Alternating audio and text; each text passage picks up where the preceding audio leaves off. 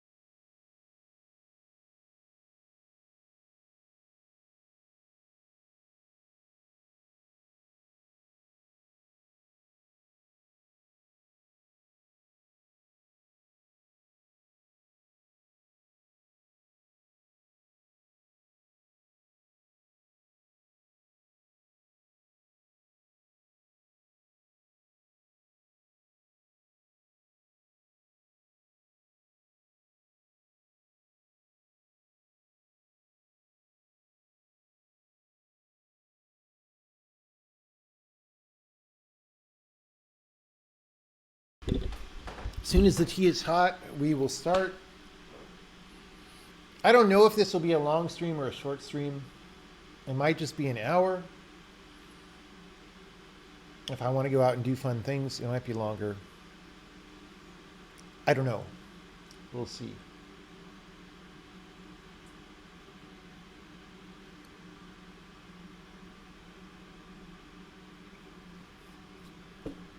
As soon as Winnie the Pooh is ready to go, we will go.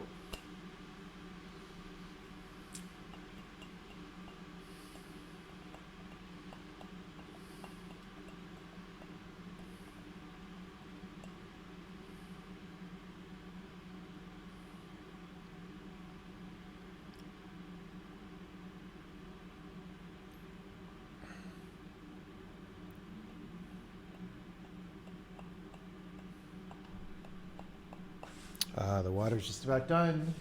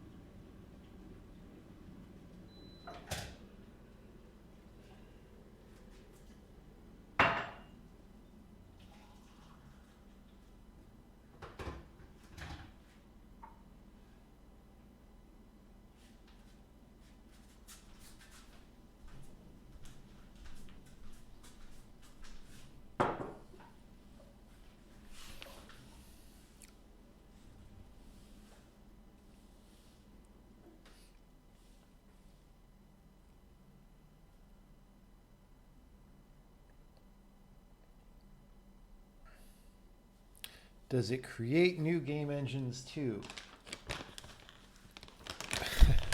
Well, that would be ambitious. If it could just automatically, no. Although we could work on that today. We could work on the create game engine function.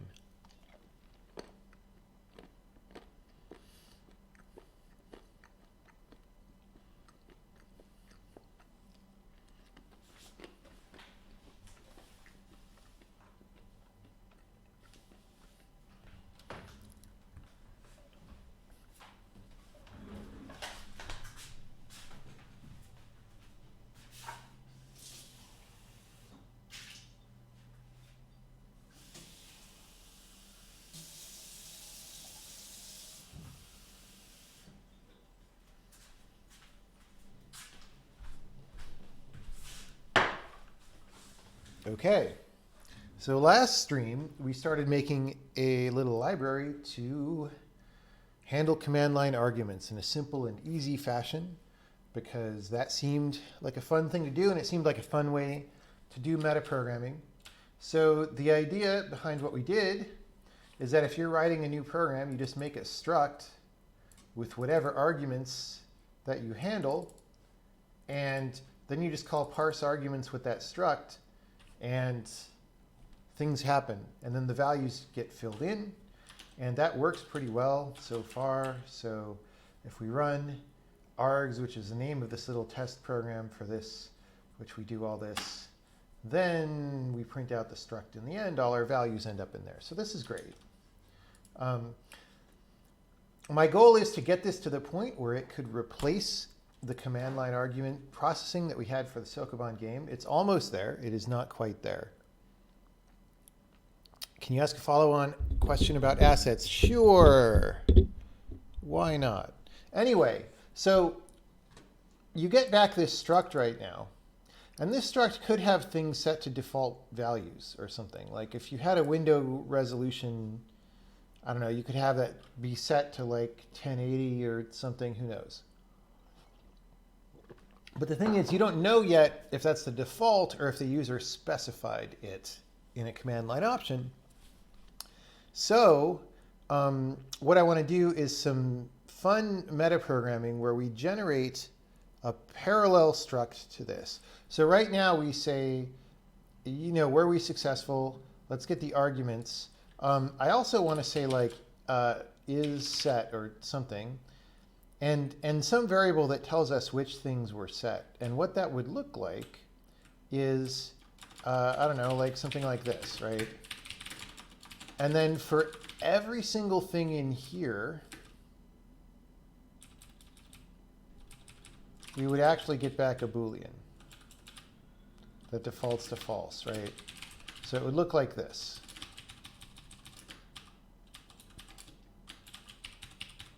Right?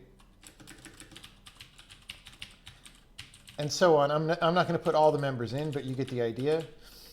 And then we can use this for two purposes. One, like I was mentioning, we can tell the user that these things were set. But two, we could then use this struct to tell people or to detect when an argument is set twice and tell the user, oh, you accidentally set this argument twice. That's not a good idea. It's not allowed. Right? So, of course, we don't know what this is, so this would have to get generated based on the user's input to this function. So let's just do that. Let's just do that first. And let's get rid of this for a second. We're not even going to try to make the new struct yet. The first step is just let's print out what the string would be of that struct, right? So down here, remember when we were parsing arguments, we did this whole loop where we iterate over all the members and then we put them into a list, right? I mean, that's basically what we want to do, except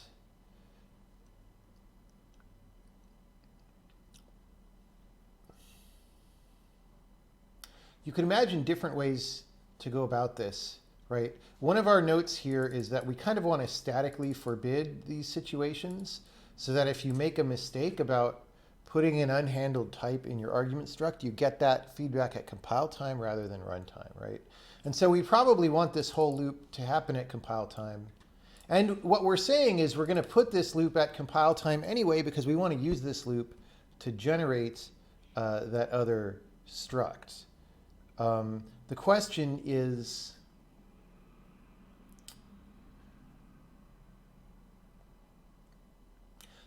how exactly we want to do that, because like right now what we do is we put the members from the original struct, right?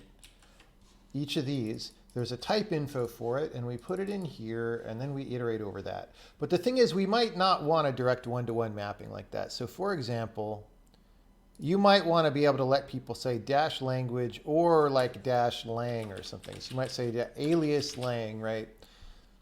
And then we kind of have two names for this thing. And so maybe we want to build a different array that just maps names to slots and could have a many-to-one mapping or something. You know what I mean? But I also feel like I don't want to worry about that yet. I kind of just want to do this one thing at a time. So even though, you know, we maybe want to move this whole loop to compile time, I'm just going to make a separate loop for now. But so that these loops don't get out of sync with each other, I'm going to like abstract this. I'm going to make a should skip member type info struct member, right? And if, well, return true, well, return true, return false. You could boil this down to a simpler, just return a Boolean expression, but I want to leave the option to easily expand this by putting more things, right? And then we're going to say if should skip member continue, right? So that's just going to go down here. Oh, we don't need this commented code anymore. We handled that. Okay, so great. That still works. I mean, well, let's run it. Still works. So now at compile time, well, no, actually, even still at runtime, like let's just build a string that contains all these lines. And I'm just gonna do it like this. I'm just gonna say, if we should skip it, continue. Otherwise, well, okay, I'm going to have a thing called a string builder, right? And then let me go to this, you know what I'm talking about. Where is it? Is it in? Yeah, it's in here. I don't remember where my files go. Anyway, string builder is a simple struct where, you know, it's got some buffer and you just kind of allocate more space as you use more. And we use this to, you know, dynamically do things. And we just got to call free buffers at the end, right? So we're going to go defer free buffers in the builder.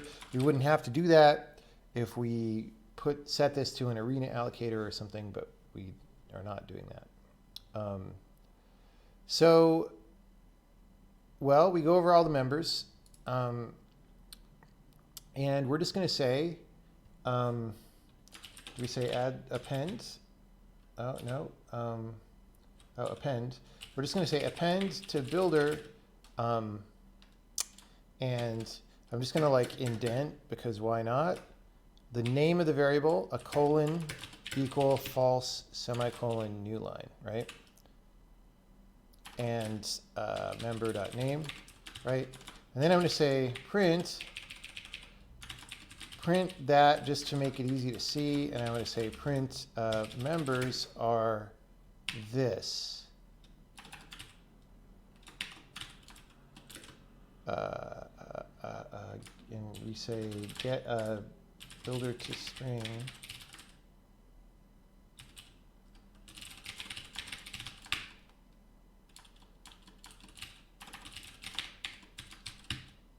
Okay. So Screwed up.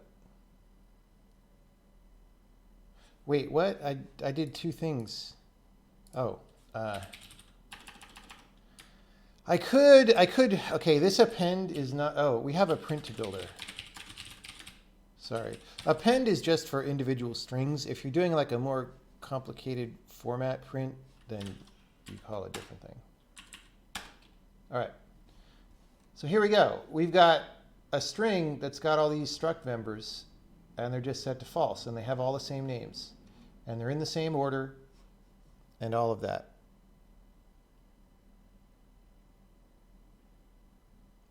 You dropped one of your favorite cups. That's terrible, dude. Terrible. Okay. So now what? Well, instead of printing this string, we just want this string to be some code that we compile. And so let's do the following thing. We'll just make a type in here. We're going to say, what are we going to call this thing? We're going to call it an isSet, right? IsSet is going to be isSet of t. All right. And we're going to print the same place where we printed these members. Instead, we're going to say print isSet is, and instead of builder to string, right, we're just going to print this value, right? Okay. So now the question is, what is this, right? Well,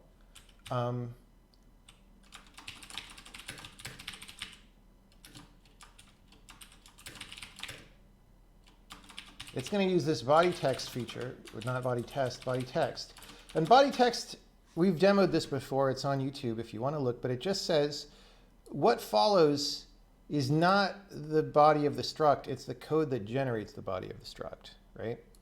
And what code is that? Well, it's this code that we just wrote.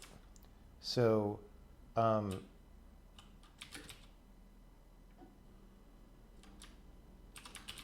we're going to do this, and it's a little dicey, actually, already, because, I mean, should we check for this error here or whatever? I have a feeling we're going to move a lot of this code over to here or into something that this calls to do the error checking. So we'll see. Anyway, so we get this info. And then we're not going to do this because that's for this stuff down here. We are going to do this, right? This stuff that we did, and we're going to say return builder to string. So hopefully I didn't forget anything there.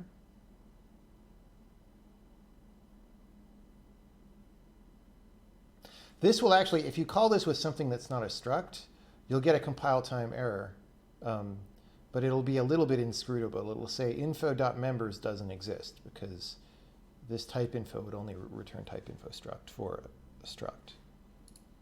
For any other kind of type info, you would get something that doesn't have members. Okay, so how many mistakes did we make? A non-constant declaration. What did I do?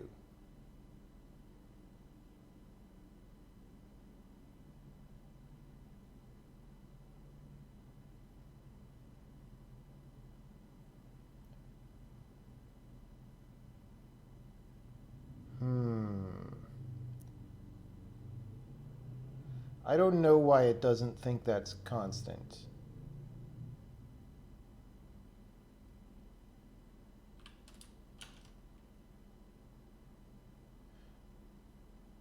Oh, wait. It's been a while since I used this, so I might have changed the semantics of it. Let me just see.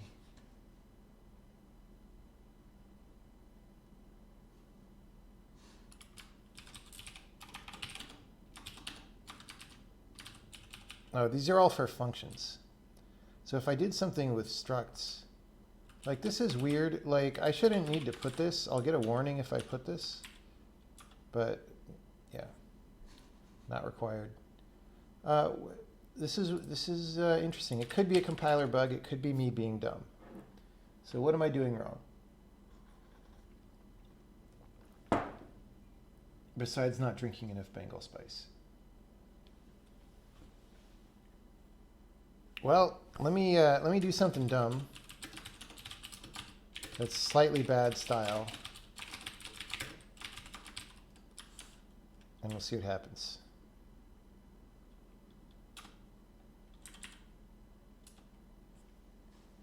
All right. So it worked. I don't know why I have to do this exactly. So I think when we execute the body text, we don't mark the thing as constant, and this type info requires a constant. So I'm going to mark this as compiler bug. Why can't we do this? But it's okay because we could just cast the type to a type info anyway, especially because this runs at compile time. So like if you were running at runtime, there's the possibility that somebody might have turned on the option to strip type information. And then well, if you did that, you wouldn't be able to do any of the stuff that we were doing. But in such a case, you wouldn't be able to do the cast because the type would be just like an anonymous integer. But at compile time, there's no such thing as stripping type information, right? So anyway, so we returned this string, right? And now we have this. And this is not a string anymore. It's an actual data structure. And to prove that, we could do the following thing. I don't know. I mean, this will be stupid, but we'll say is set dot language is true, is set dot no vsync is true, right? So let's do that. And so you see that we were able to, whoops, sorry, in this one, no vsync language, right? So these are two parallel structs now. One is supplied by the user, and the other one gets generated at compile time based on what was supplied by the user. And then we just want to return this result t is set is an is set of t, right? And so we make this, and well, we're just going to return it.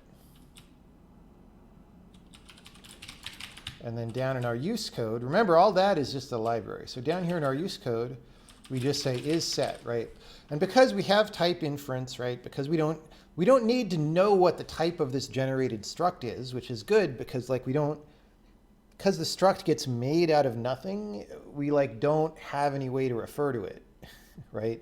But then once we get it, we could say type of is set or whatever, right? So,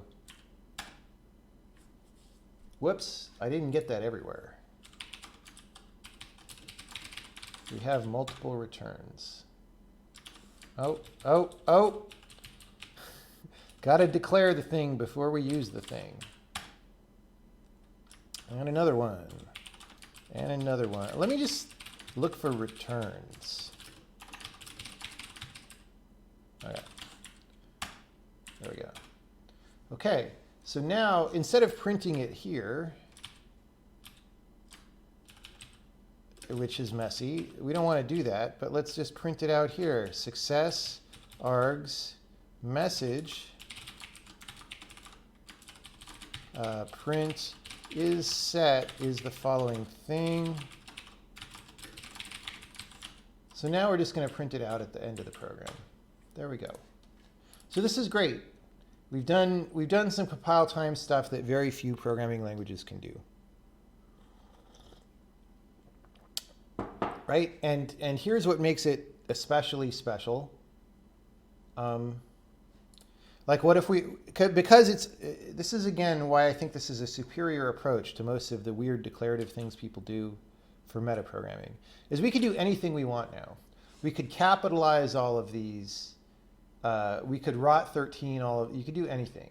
We could change the first character, right? So here, because because we're just generating an arbitrary string here, right? And so we're going to say name is copy string member.name, name 0 equals B, right? And so now, whoops, that's the old version.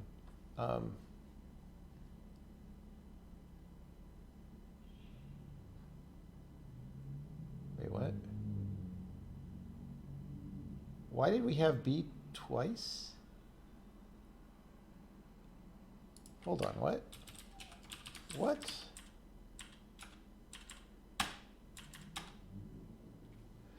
Are we adding an empty name?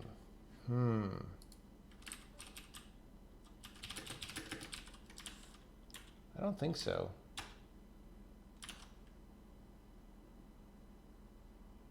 What am I doing wrong, people? Save me here. First, let's just do it easily here. Let's just put a B in front of everything. What? Sometimes my brain just doesn't work at all. Okay, so here we go. We have a B in front of everything. Oh, these are one character. X and Y are one character. So we changed the name of both of them to B, right? So here we go. Let's go if name.count is greater than 1, name sub 0 equals B. There we go.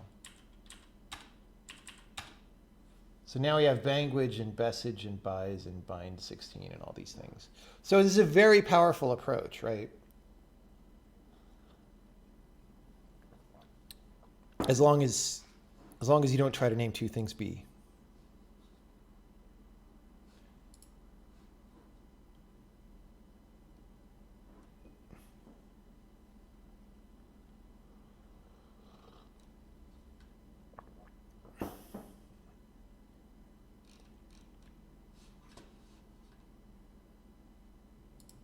Okay.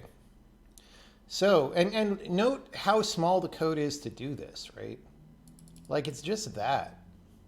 And it's not weird code. It's not weird declarative language embedded in your imperative language code that's bizarre and hard to deal with. It's just regular frickin' code, right? I mean, we could do... I'm sure we have, like what? Do we have an uppercase? Yeah. Do this, right? Who cares? To underscore upper, not tauper. What is this, Unix? Given void, wait, what?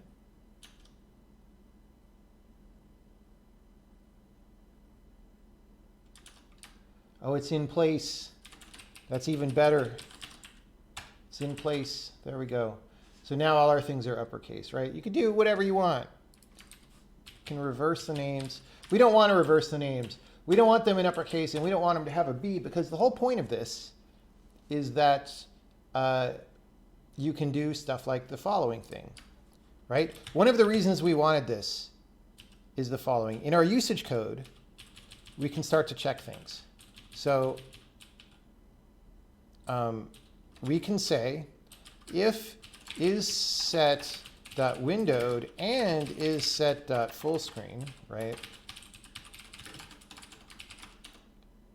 Print error windowed and full screen are mutually exclusive. Please set only one or the other, right? So now, oh, except we can't do this yet because we don't set who is set yet. So let's do that. Let's test it first and show that that print statement never fires, right? So if I say dash windowed, and I'll try to sneak in dash full screen here, right? Then, oh, I'm not printing the thing anymore.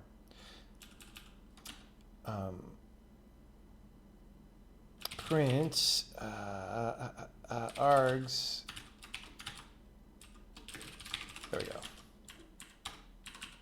So now, actually, in the case of Booleans, because we only set Booleans to true when arguments come in, we could have just set this, But we want other things. We want to check like, oh, you set size, but you also set full screen, and those are mutually incompatible or whatever, right? That's why we're making this isSet thing, because, yeah. So, and you might say, well, why don't you make a mutually exclusive option in the thinger, in the library? And it's like, you could. That might be a thing that you might consider doing, but people's applications can be arbitrarily complex, and you don't want to push all that complexity into the core library. You want to find a place to split it where the complexity can stay in the user code and the core library can be useful but still simple, right? This is a thing that we're not very good at right now. Over time, basically all libraries just grow grosser and more complicated. And we need to stop that. Like as a discipline, we need to draw the line, as Captain Picard said.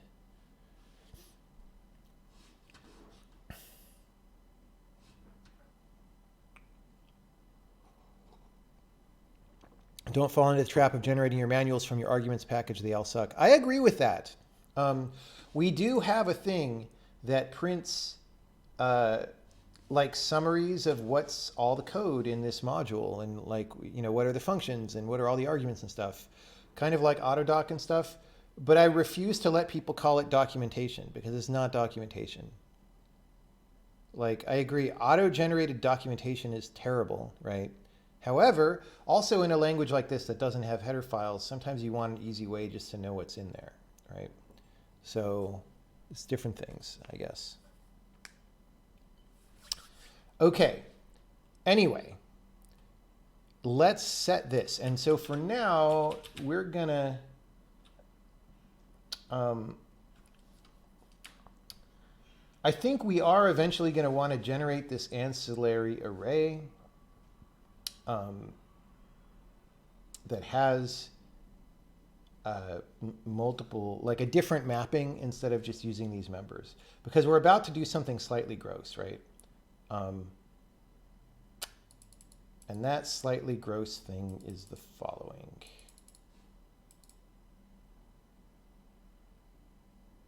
We want a simple way to put bytes in.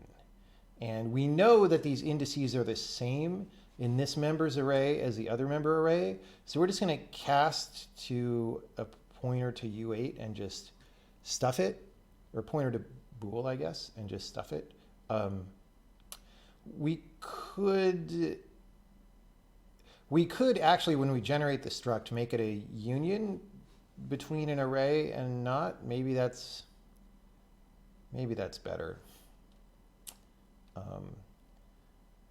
But that also generates ickiness that the user can see. So maybe we don't do that.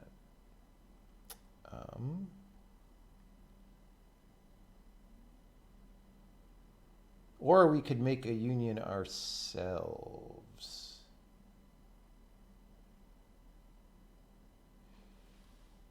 Nah, not worth it. Let's just do this.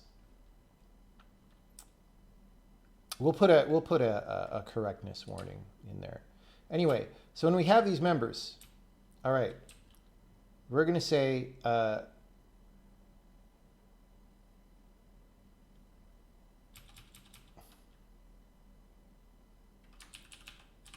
okay, if we get the argument, we do something. Otherwise, we don't.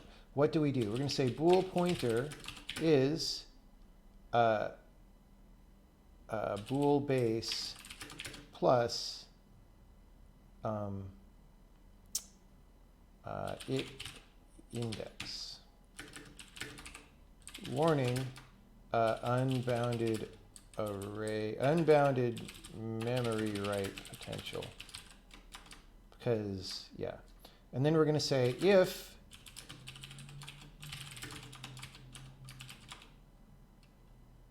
this means it was already set, right? Otherwise, you set it, right? Well, what happens if it was already set? We report an error. We say report error argument whatever was given multiple times. State.name. All right. Okay, well, what's bool base? Bool base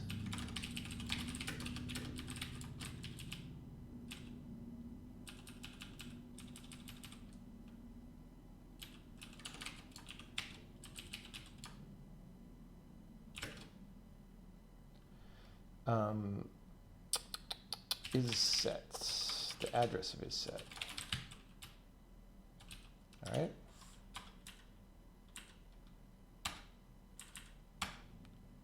Okay. Hey, look, our error popped up. Windowed and full screen. Oh, we're also indexing a nil value, everybody. Congratulations to us. But windowed and full screen are mutually exclusive. Please only set one or the other.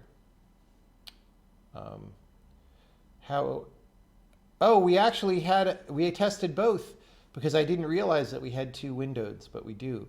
So we say windowed was given multiple times. Oh, we're not setting success to false in that case. We should. Right? We should fail if this happens. Anyway, let's try the multiple times with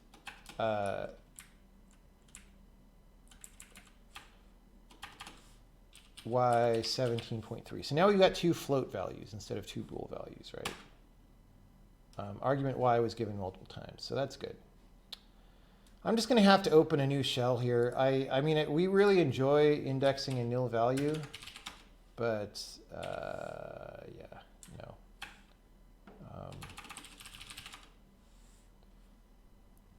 Of course, now I have to copy and paste from the other shell.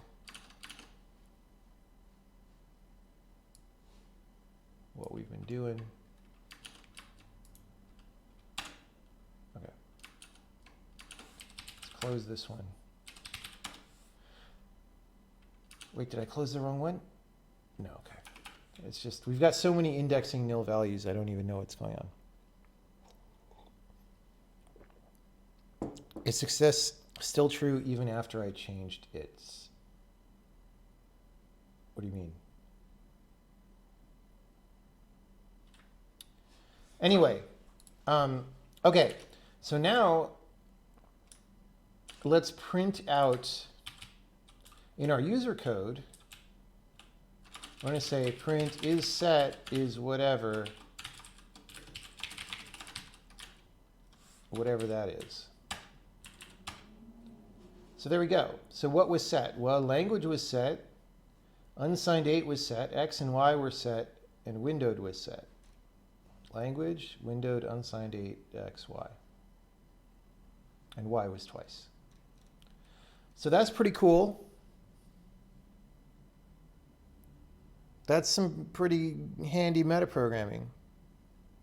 Commander issue fixed April 19th. Yes, but newer versions of Commander just don't even work. Like, I've tried to like change the font size and like it stops rendering correctly and stuff. So like this one, I can at least type things and they go into the console and I can see the result, which is more than I can say for the newer versions of Commander that I downloaded recently. Yeah. This is what happens when you build software by layering stuff on top of stuff on top of stuff. Nobody knows how anything works, and then you can't make the software function correctly. And yet, this is apparently the best console that I can find.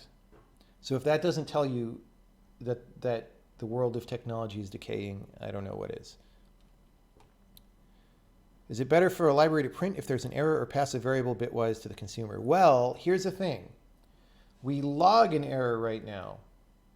And so you could override the logger to not print anything before calling this. And the language is structured to let you do that. The thing is, you wouldn't really then get, like you would, in the current way it's written, you would have to like parse the strings to know what the error was if you wanted structured information about what the error was. But so these print statements that we're doing down here, these are just our sloppy user code that we don't care about, right? So up here, we're using this report error, right? My alarm's going off. We're using this report error, and this report error is just calls log print, and that just goes to the logger. And we can redirect that if we want.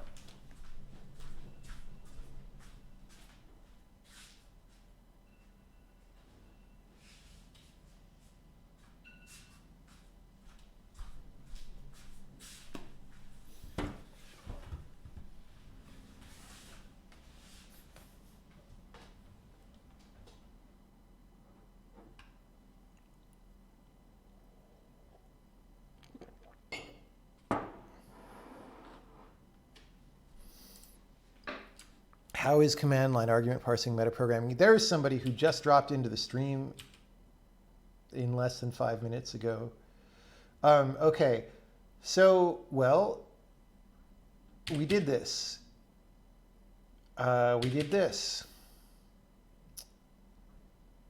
Okay.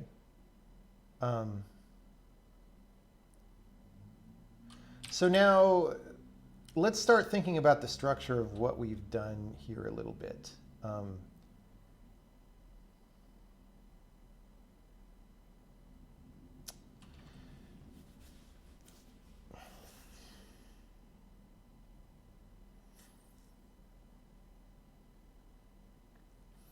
I think that let's try moving this stuff into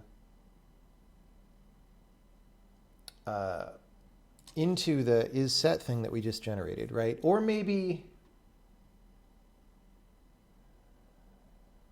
we do something slightly different. I'm wondering if it's better to put this into the generation of isSet, right? Or to have a third thing that we generate that is like, you know, the table for this stuff. And then we pass that to isSet.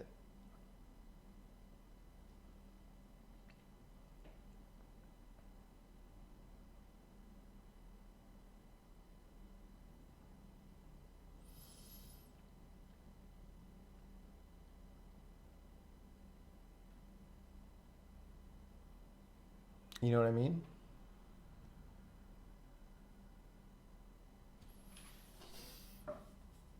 Like, because somehow, you know, this is just generating a struct off on the side, which is nice and simple and compact.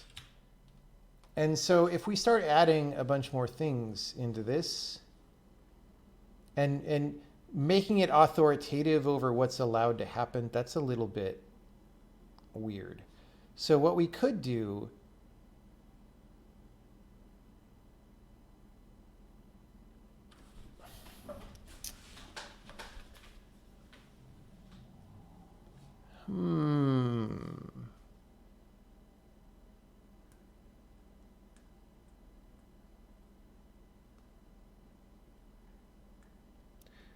I don't remember if run directives can return arrays yet, which is silly of me. But I kind of want to make like a run directive that runs a thing that just does this at compile time, right? Based on this and makes an array. And initially that could, again, just be this members array.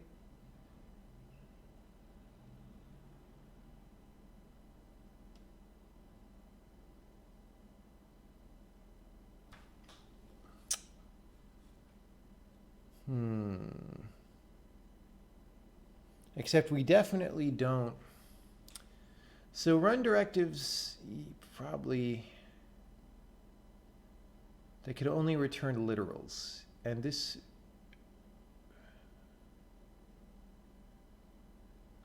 this is sort of a corner of compiler implementation that we haven't gone all the way into yet. Like, we don't really do struct literals yet because or maybe we kind of do, but it's not hooked up everywhere. Just because I never found them that important yet. And you got to have priorities in life. But Like if I wanted to return an array of structs at compile time, I can't do that then because I haven't done that work in the compiler, which is maybe what I would prefer to do here.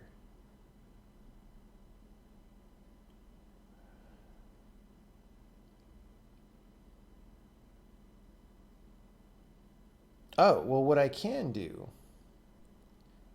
you know, it's interesting. Like we really want to separate all our concerns cleanly. That's the main priority. And so whatever checks this doesn't like have to return anything necessarily. Right, so I could say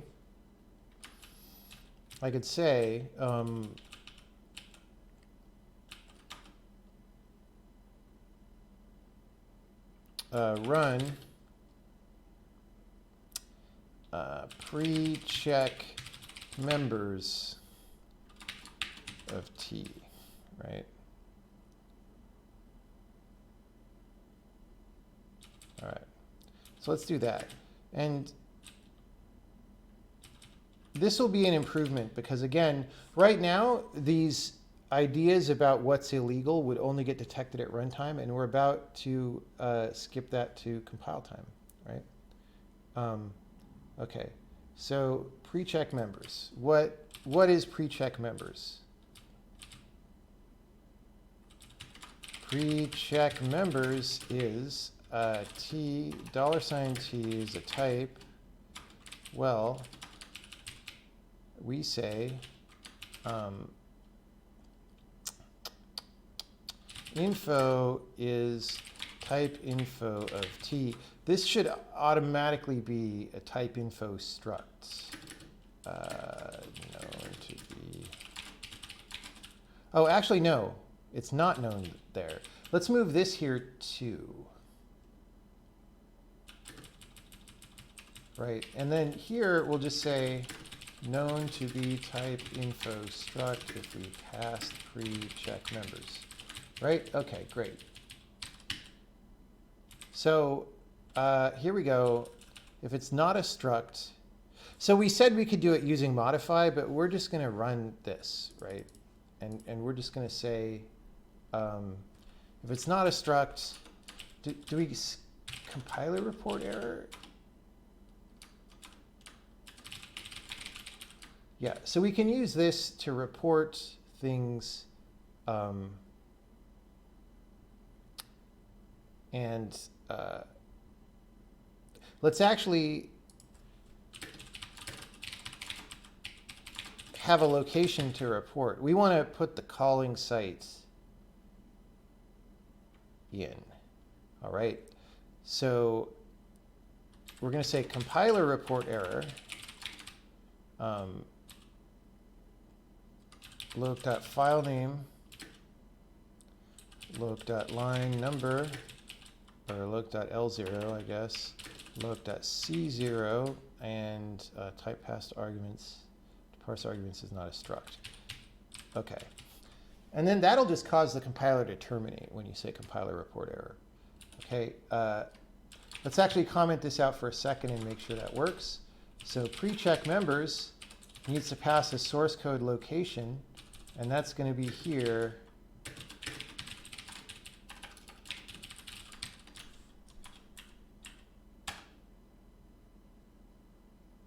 Oh no, we can't do that. Oh no. This is interesting.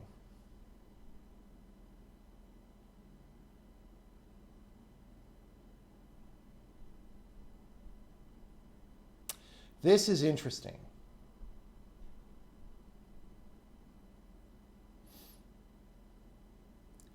This is, okay.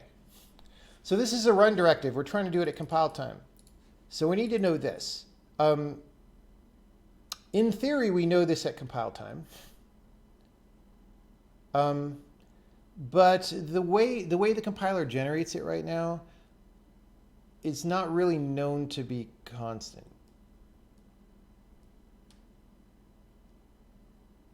And so we actually can't get the location info yet. that is an interesting thing. We're going to have to beef up the compiler in some way to make this possible. I think. I might be being dumb. I might be being dumb.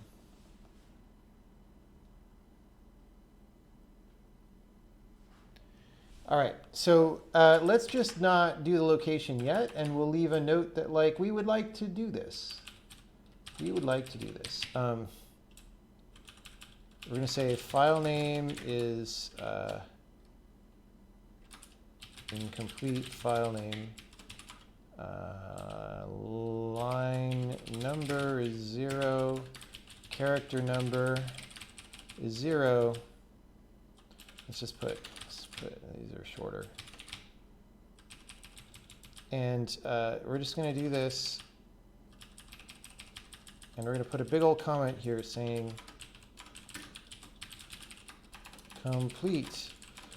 We would like to get the information about the calling site over to here without the user needing, well, regardless of whether the user passes it explicitly, it won't work. However, the way caller location works right now, we don't generate a compile time literal, so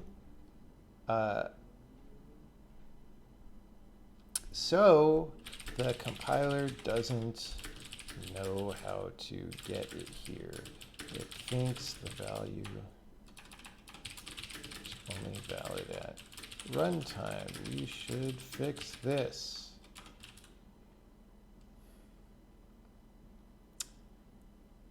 It might be as simple as allowing you to use caller location in the body of a polymorphic procedure, or having something different. Instead of caller location, maybe that is just a runtime thing. Maybe instead of, oh no. Okay, this is actually interesting. Because you could have a thing that says, like, the location from where this was polymorphed. I guess, yeah, okay. The thing is that things get deduplicated, but that means that if they succeed once, they would succeed. So, yeah. Maybe instead of trying to use caller location, we can have polymorph location usable anywhere in the procedure body, or something like that.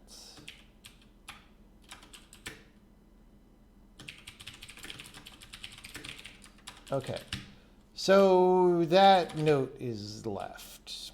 So now, whoops, I didn't remove it from here.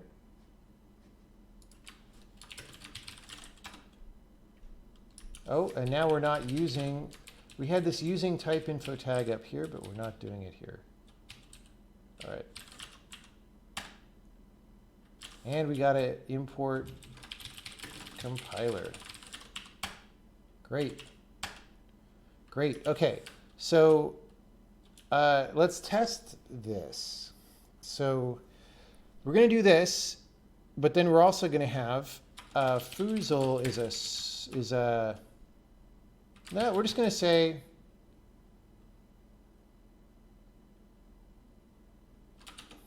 we're just going to pass a type literal. We're just going to say parse arguments type 100 float, right? So that should trip that error at compile time, hopefully. Yeah. Type pass to parse arguments is not a struct, but we don't know the file name.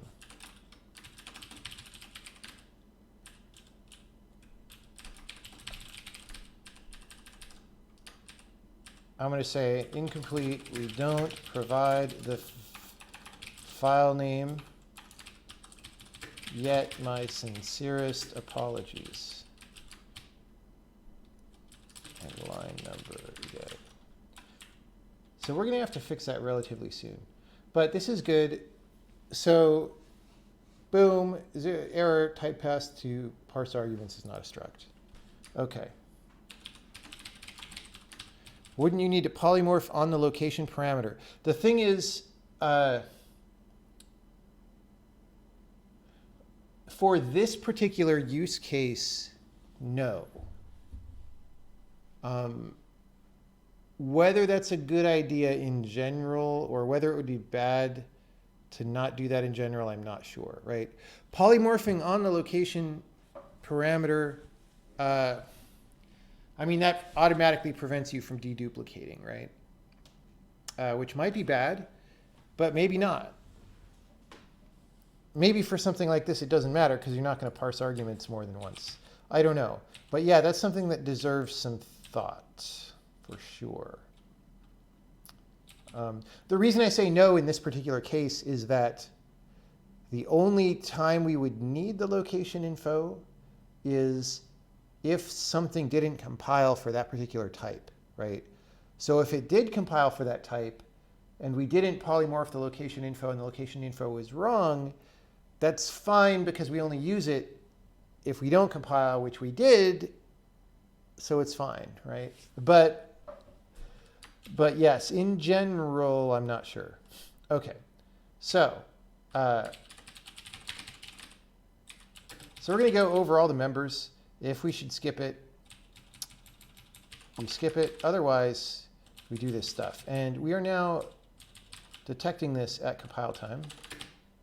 And we're going to replace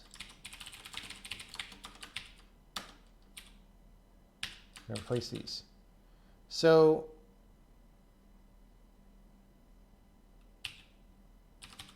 is that an actual? So this is just an error text. This is not a print function like. So we're going to tprint this.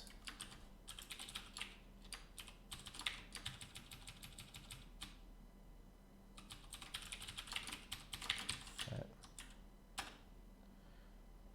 Members is not a, I've still got my array.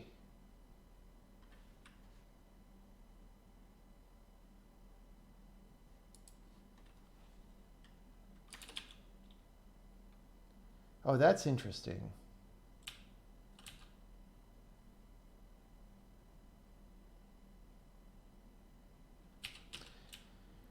If we do this, yeah, so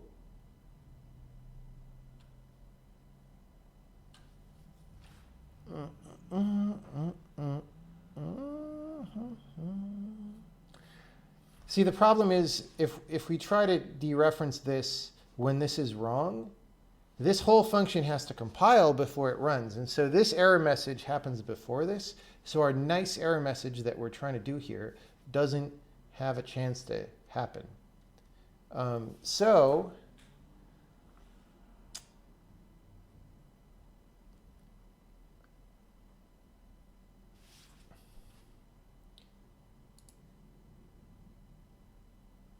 I mean, we can do something even sillier. We could do this.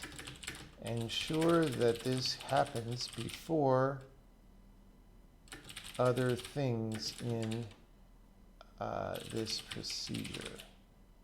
So we're going to put a run in front of that.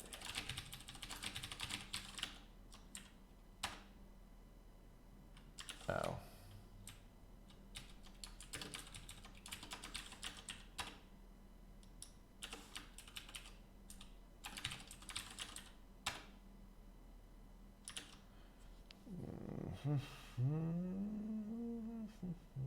Right.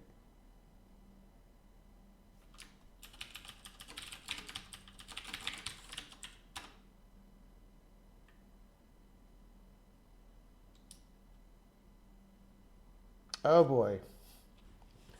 So this is a different thing. See, we're starting to stress the metaprogramming and it's bringing up issues.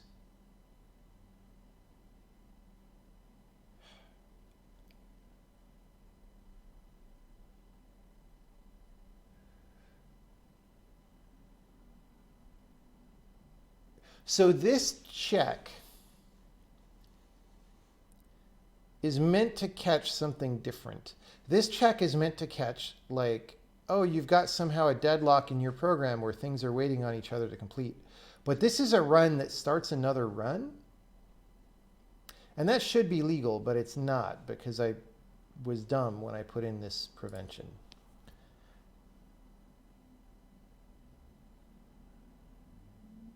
So I'm not, this is a little bit convoluted, so I'm not going to do it anyway.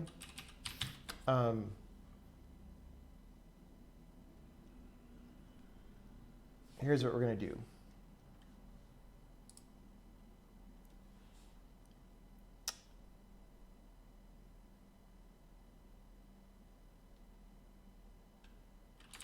We're going to separate it.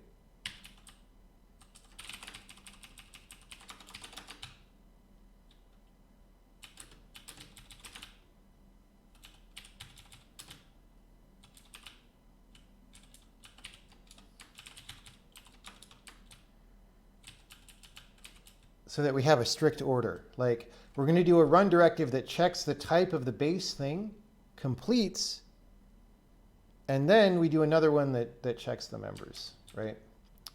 That is pretty straightforward. I honestly should be able to do that from in here. And I'm going to make a compiler bug note that I can't do that yet. All right. So anyway, we're going to do this here, except this using goes here.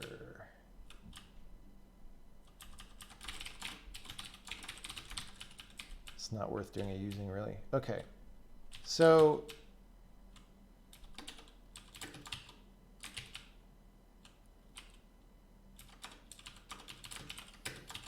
let's put a little tag here called constant source code location, just to remind us of where this issue occurs. It also occurs here, right?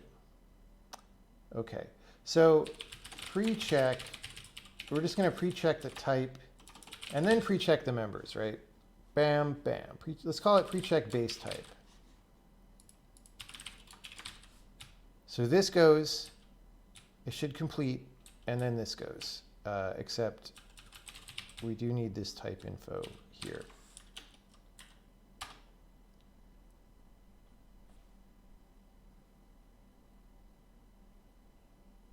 Oh no, that doesn't work either, man.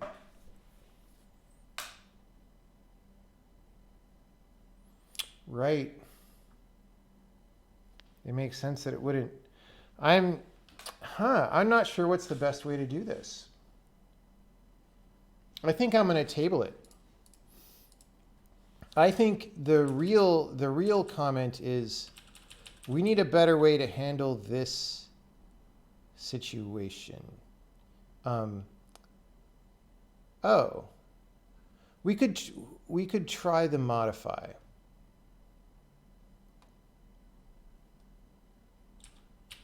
This is interesting.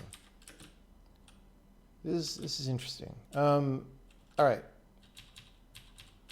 So let's put this back together again.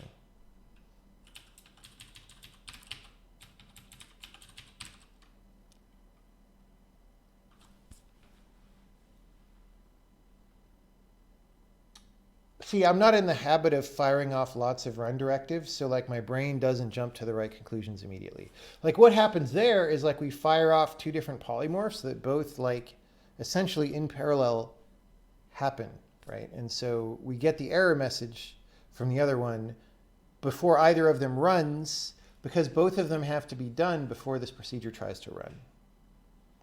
I just didn't think of that.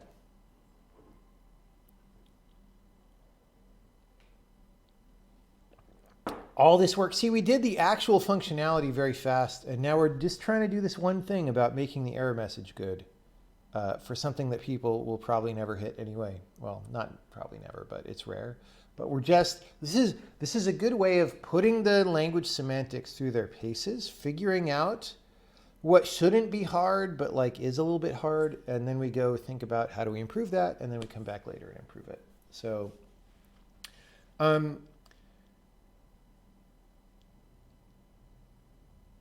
so now we could try a modify.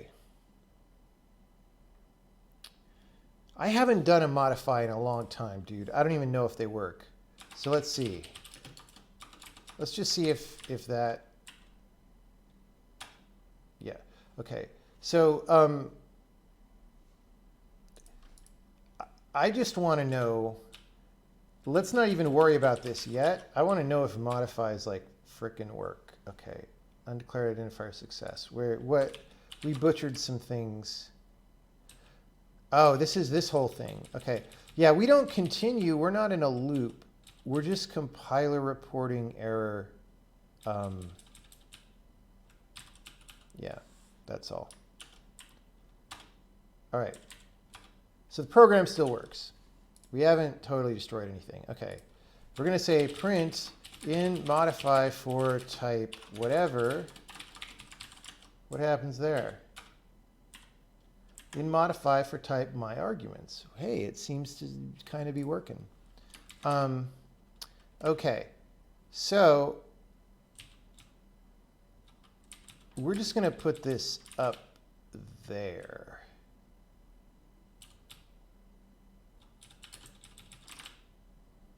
Right? And so let's see what happens. Oh, we've got this one.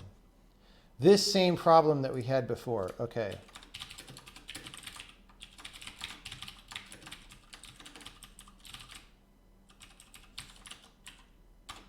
All right. So it appears to compile and work. So now let's re-enable this with our mistake and see if we get improved handling. Yes. Error type passed to parse arguments is not a struct. Okay. So this is a little bit I kind of feel like using a modify here is a little bit of bigger guns than should be necessary. But I need to think about it because I don't, one reason why I wanted to do this metaprogramming thing is because I don't do this that often because we don't need it that often. And so I want to start exploring new stuff and thinking about it. And so this is an interesting problem. So, okay, so let me do a couple things here. Let's move this up to here and so that this is highly conspicuous. We're going to just move these out of the scope so everyone could use the same definitions. Because the problem is,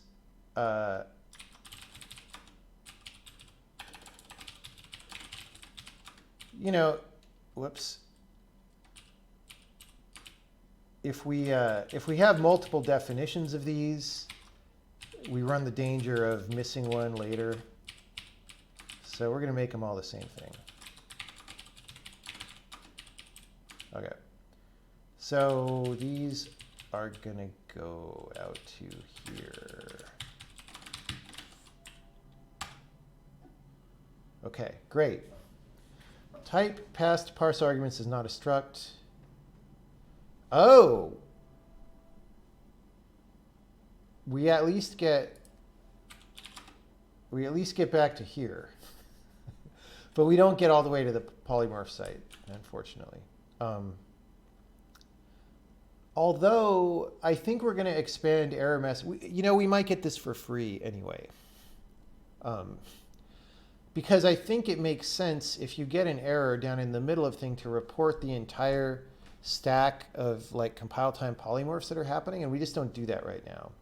So maybe if we did that, we wouldn't feel the need to pass a location down here. And that might be better anyway, because if the user doesn't have to worry about this, then that's good, probably. But for now, we'll leave these dummies in there. Okay, so then constant source code location, constant source code location. All right, it all works. But yeah, so the thing that I get to think about is, should we be able to sequence things when there are multiple run directives such that you're allowed to run the first one before the second one even compiles. And on the one hand, in cases like this, it seems like it would be simpler, right? On the other hand, that could get complicated and hard to predict and hard to think about in the general case. So I'm not sure.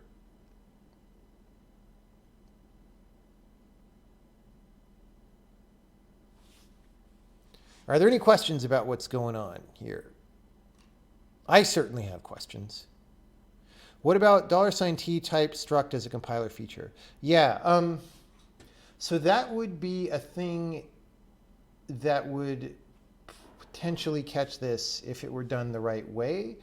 That seems a little bit more hard-coded than I would like, but I think there might be a way to make that general, yes. Right now that doesn't work because right now those type qualifiers are only, they're only for like struct inclusion, but we could broaden that.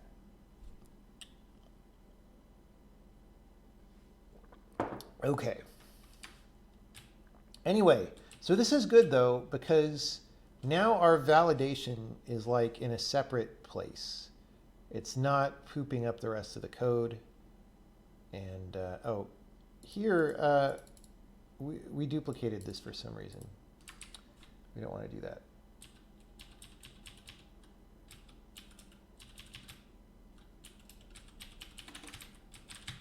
So it's more like this. So now we get compile time reporting on that. So let's fix that one, the dumb mistake that people are unlikely to make anyway. But let's introduce a different one. Like we said, arrays of undetermined size are not valid because we don't know what would go in them, right? So let's try, hey man is an expandable array of strings, right? So that should also generate a compile time error now. Ta-da. Hey man is of undetermined size. Let's say is an array of undetermined size.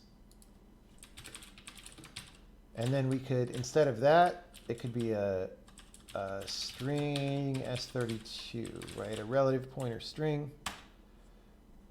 Hey man has a relative pointer. This is not permitted. Awesome. So we are doing compile time checking for errors, which is always better than runtime checking if you can do, well, always is a strong word, but yeah.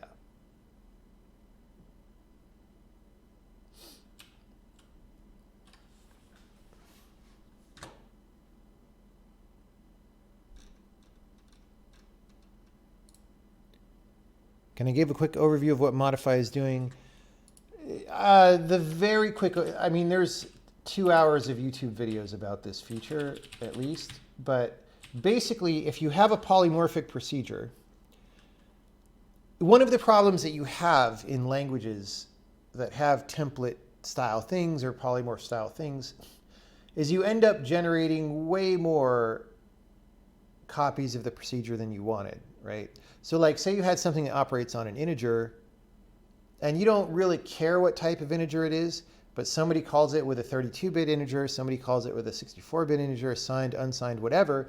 If you just make a different polymorph of this for each type, then you could be sad really fast. And then what happens if there's 3 integers, right? And you get many, many combinations. So what modify is about is you can change these input variables to be whatever type that you want. So even though t is constant here, I could actually assign to it in this code. We don't want to do that, actually. But while you're doing that pre-check where you could modify it, well, you also can just decide if you're happy with the value, right? So, yeah. That's all.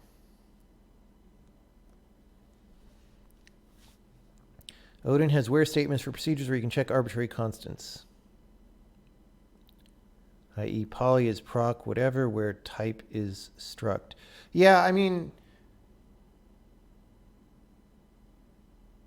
that's a thing. Like anything,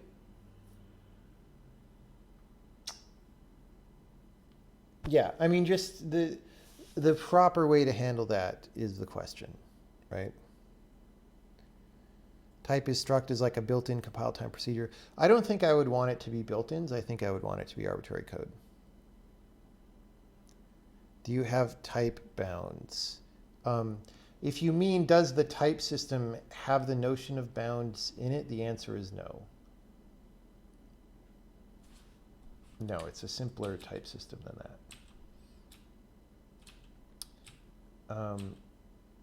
Okay, so we've done a lot of work here in the past hour. We still need to figure out what to do about this. I think my inclination is to fix incomplete report polymorph stack when from compiler report error so that we don't need dummy underscore star. I just don't want to go do compiler stuff right now. I want to stay in user space. Otherwise, we might do this right now. This might be it might be like a one-line change. Because I think I do have a function for reporting the polymorph context. It's just maybe not called from everywhere that it could be.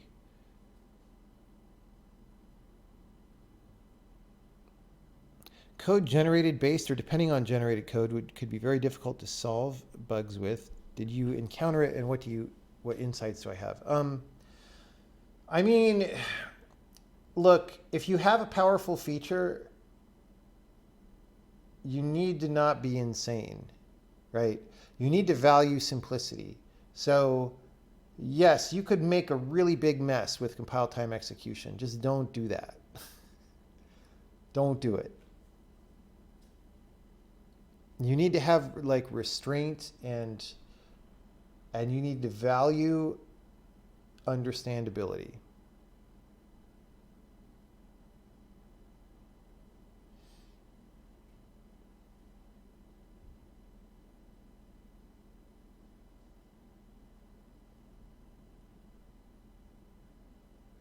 Okay.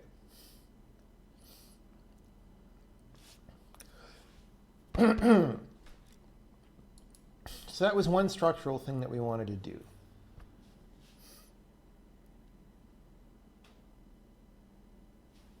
And now that we've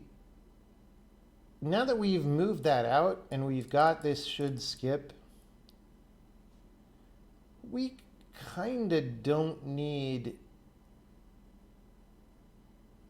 this loop. We can just go over info.members down here, right?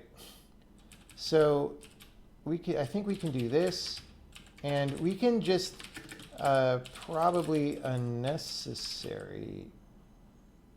Well, I mean, the question is this a placeholder? I think it is. Okay, let me just say this for right now. Right now, there is not much point in making this separate copy of members, but later we probably want further processing in the case of aliases to the same command line argument. So it may make sense to operate on a processed array instead. So yeah, but we don't ever fail here now, so we don't need this, and we can move this declaration of success, I don't know, down there, and like this can go here, and this can go there. I don't know. Okay. So that's a little cleaner.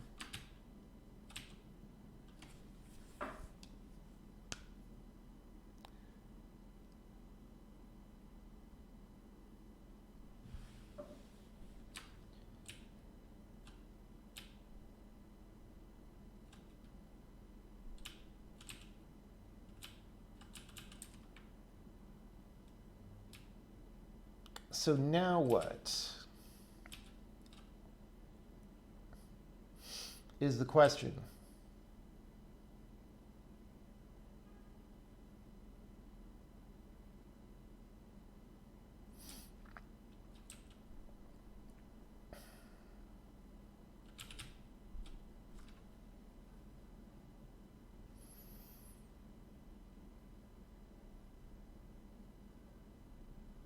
We could do some of these other things. We could do this. Like, so this success thing might be more complicated than we really need. Let's take a look at that, right? So like, we want to return success, but then, we made this variable yesterday before we made this parsing state. And like, we do member success.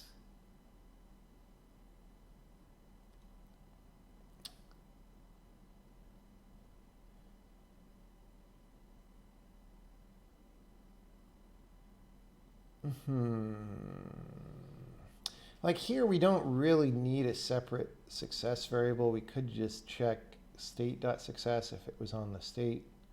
And that would remove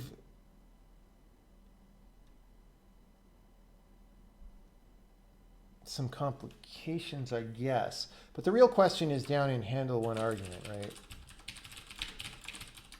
Because that's where I was feeling like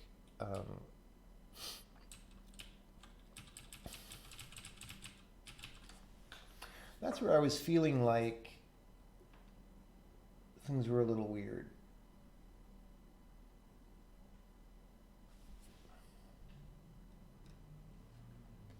Maybe they're not.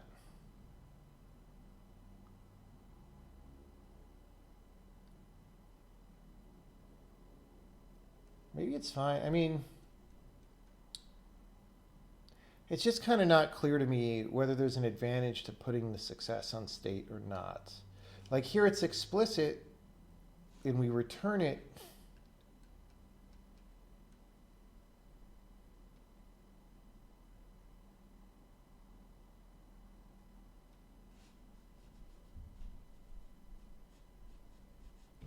I think we would save like a few lines, like we wouldn't have to do these because instead of returning a bool, this would just set success to false. But that also might destroy information in a way that we don't like later. So I'm just going to leave it for now. I'm not going to do that. But what we can do is return unnamed arguments. All right. So one thing that happens right now.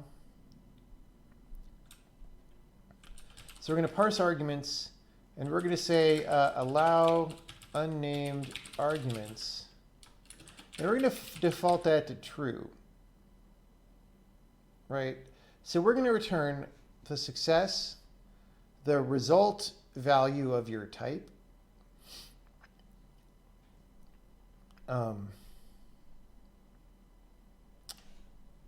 the is set. At some point when we start having too many return values, I start worrying, but we'll see. And then free arguments, I don't know. I don't know what it should be called. Is there a term for this? Like, these are just like the things that don't have options before them.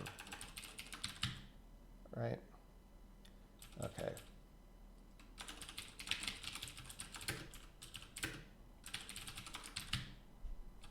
All right, so we've got free argument, lone arguments.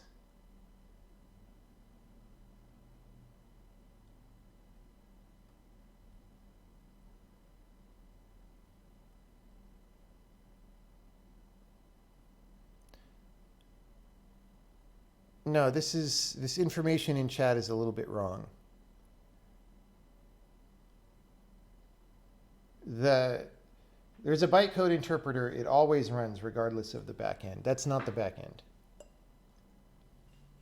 There are two backends, but the bytecode interpreter and bytecode system is before both of them. Actually, I don't know what to call this. Is it both interpreted and compiled? Yes, except that the philosophy is that you don't ship interpreted code, right? It's not really made to run in interpreted mode in a shipping thing. That's just more for at compile time. No, there was a C backend at one point, but it's gone now. It's been removed. Let's call it, I mean, I like free arguments is fine, but then I'm using free for memory and whatever. Well, if someone thinks of a better name. Okay. So if we find a thing, if allow free arguments, then array add free arguments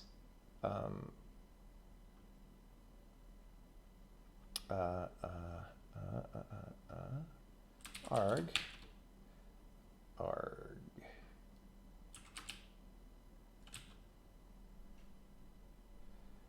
I don't remember. That's okay. Okay. Else, we report an error. Now the problem is we have to frickin' return free arguments all the time. That's fine. We only have like 4 return points.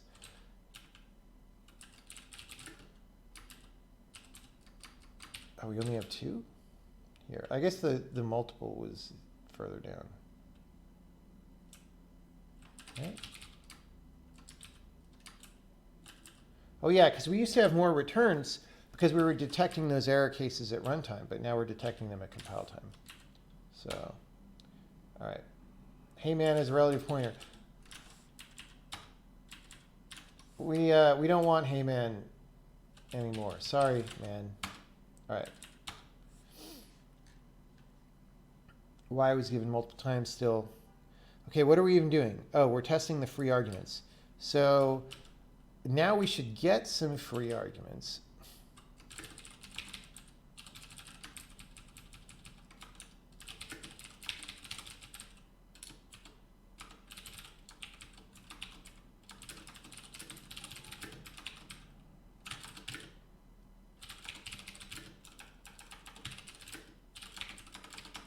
Okay. So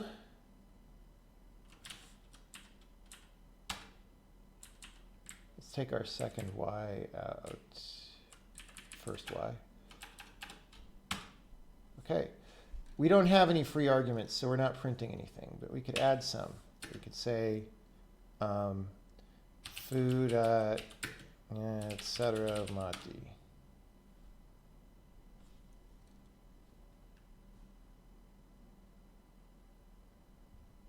We broke something. Oh, because, okay.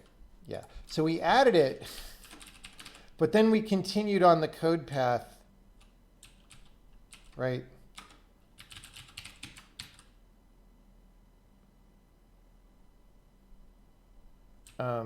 We actually want to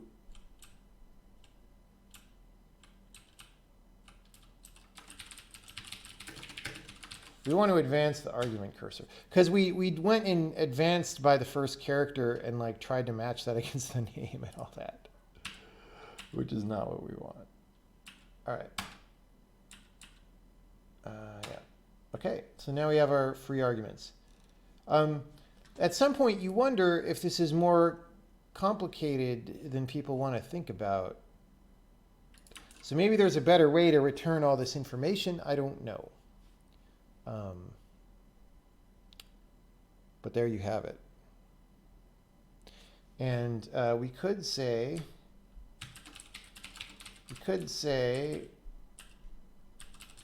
we do not allow free arguments, in which case argument 10 does not start with a dash. Probably could come up with a better error message for that eventually. So good. Bam.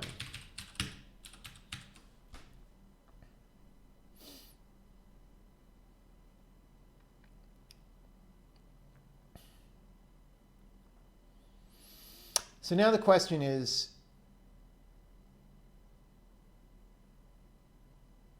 do we do the dash dash thing? What do people think about the dash dash thing? Because everything else here is grittier, like implementation details, or maybe enums. I don't know about enums. It's questionable, but this one is like a thing that some programs do, right? But maybe the right way to handle this is to pre-detect it anyway, you know? Like maybe if you're the dash dash kind of program, you just want to search for dash dash first and then pass the subset of the arguments to the thing. You know what I'm saying? You like only single dash and single character arguments. That really doesn't, I hate single character arguments because I don't want to remember 27 characters for your silly program.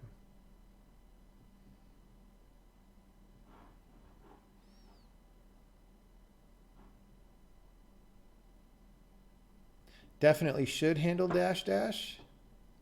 I don't know, like it's kind of a niche thing, right? It's like a thing that only a small number of, like only programs that launch other programs really use it, right? Or is there a different case in which it's used? Someone want to clue me in on that? Almost all Linux commands use double dash. They do? For what? Way back in the day, when I was not an old man, I didn't think they did. But maybe I'm forgetting something. Oh, you mean use double dash for the words? That's not what I'm talking about. That's just a backward compatibility bullcrap thing for the fact that there's commands with single characters. We're deprecating the whole single character thing because that's just not what this library is about. When I say dash dash, do we handle dash dash? I mean,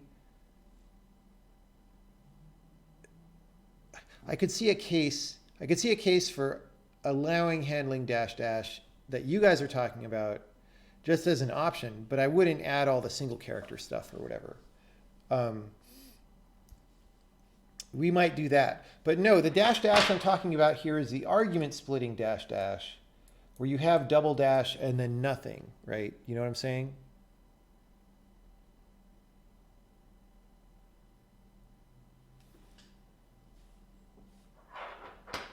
It's a different thing.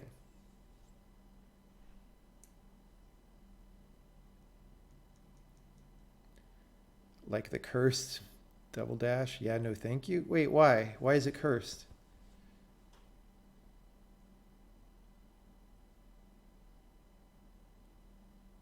You need double dash for grep if you want to literally search for double dash. Yeah. But also, I feel like people could sort of, I don't know. Windows style.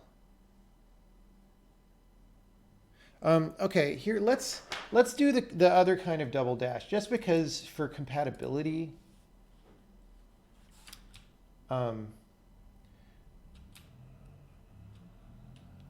We're gonna have an allow double dash option. So we're gonna say allow double dash. And that's going to default to false because, like I said, you know, my opinion is that we have to clean things up, right? Computers have to get simpler or we're in trouble. Or even if we don't end up, you know, Jengaing everything, we'll be paying very large costs that we would rather not pay. The future can be much better if we're not paying stupid costs all the time. So this is going to be in here for compatibility, and we'll explain it down here. Allow double dash is here for people who want to make programs compatible with all the new style Linux stuff that uses command line let's do this. Uses arguments like this, but it's not recommended since we don't support single character options here. Double dash in this way doesn't make sense. Really, for new things. Okay. So if we allow free arguments, or no, okay, if allow double dash and, well, okay, here's the thing.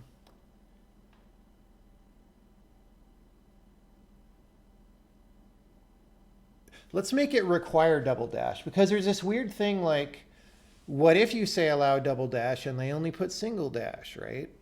Like what's the deal there? I think we're just going to make the mode for right now require double dash, right?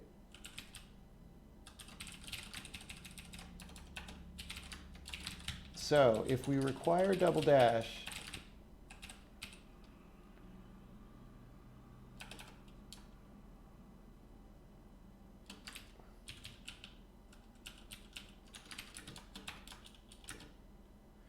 which way should I do this?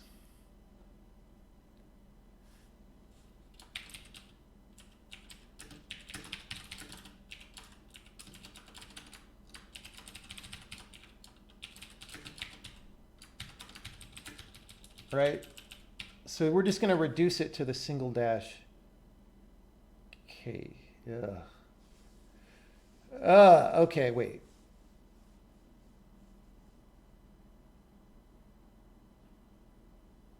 I don't know if there's a way to simplify this, because we want to say the right message. We want to say double dash down here, and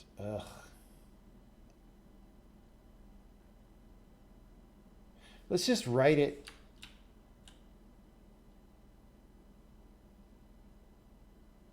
Okay. Is argument is dashed. My hopes are dashed. So that tells us if it's dashed, right? So now if we require double dash,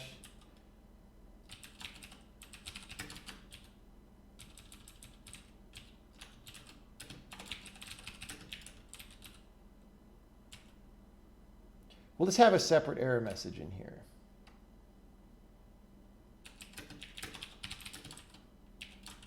Okay.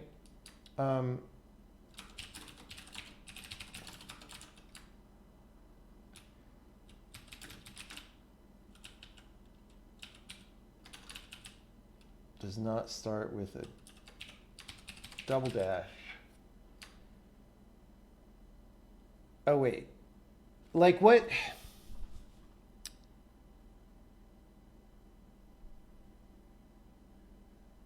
I don't think we want to say you can't have a single dash, because like someone might want to let you have a single dash. You know what I mean?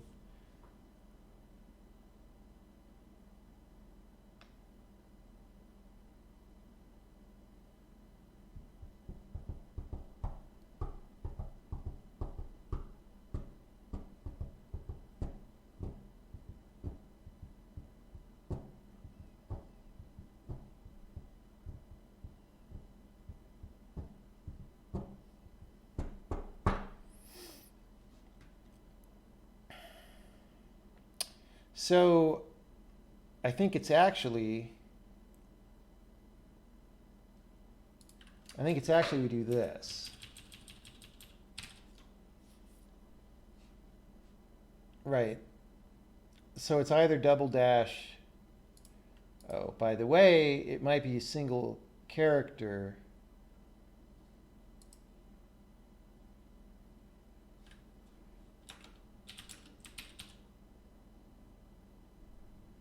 It might be, you could in theory have a 0 character argument, I guess.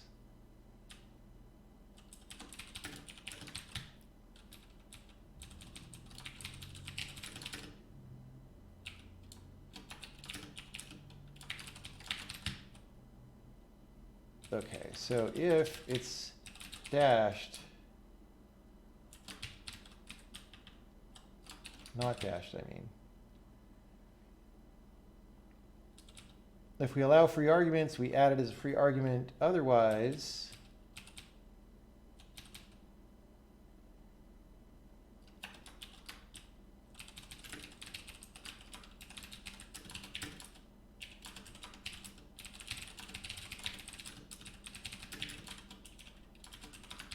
like that.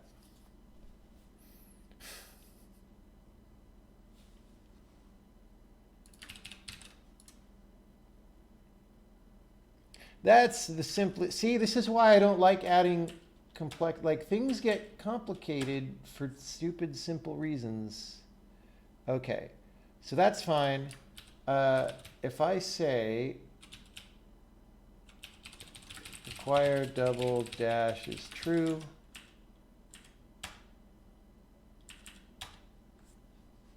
now these are all free arguments because they don't have double dash, right? And nothing is set, and no value comes through.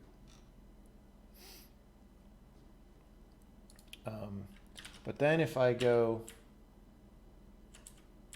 dash dash y,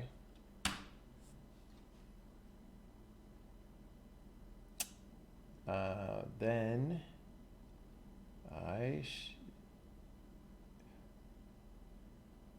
oh, okay, we forgot. Okay, we forgot.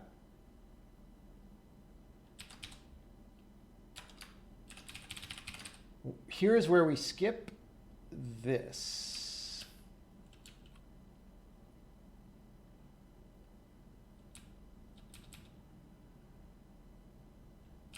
One plus. That's where we use the fact that cast from bool to int is well defined, bro. Okay. So now we got y. It's minus 69105. And so now if we don't permit free arguments, what is it called? Allow free arguments is false, then it'll complain. Argument 1 does not start with double dash. So that's something. Can you do code coverage? We haven't done it yet. In theory, so, we have compile time modification of your entire program that you could do. So you could easily have a library that your compile time metaprogram calls that injects little, what do you call it? Accounting snippets that says, hey, we entered this procedure or whatever, or this block, or whatever granularity you want to test coverage. And then do that. It's the same sort of as writing a profiler, we just haven't done it. That's scary. Maybe you should just advance in the if. Is there a better place to put it? I didn't see one. It's not really scary. It's only scary if you're used to C. Okay. This is not actually scary. This is well defined.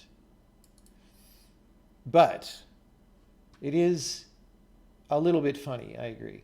The thing is, this is we don't want to advance in here because we still want the full string for here.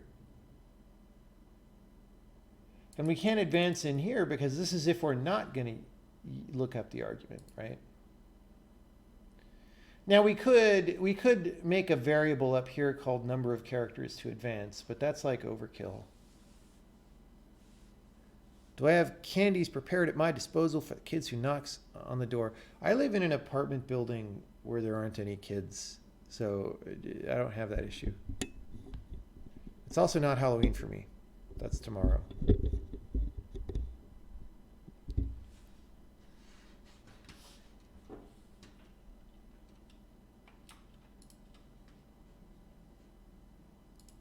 I spent 12 hours straight coding. Wow. I mean, to be fair, if you actually work hard at programming for 12 hours, you could get pretty tired. But it's not like I haven't done that many times. Also, San Francisco doesn't have kids. It's true. There's a little bit of kids here. Is it legal to write exclamation point, exclamation point? It isn't currently. So we're already bumping up across like a barrier that I'm trying to decide about, which is just, you know, if you try to make your library handle all kinds of stuff, like if you try to make it handle whatever you think people might want to do, which is what people have been taught is the right thing. The problem is your library ceases to be small and simple, and that's bad because then people who want to go read it later aren't going to understand what's going on. It's just going to be all this stuff, right? Like right now, already this is a little bit big. It's 400 lines, you know, which is maybe enough. I mean, it's probably going to grow for whatever reason a little bit later, but we'd like to keep the growth down, right? Because, you know, again, the hope is we can build systems where people actually understand what's in their program.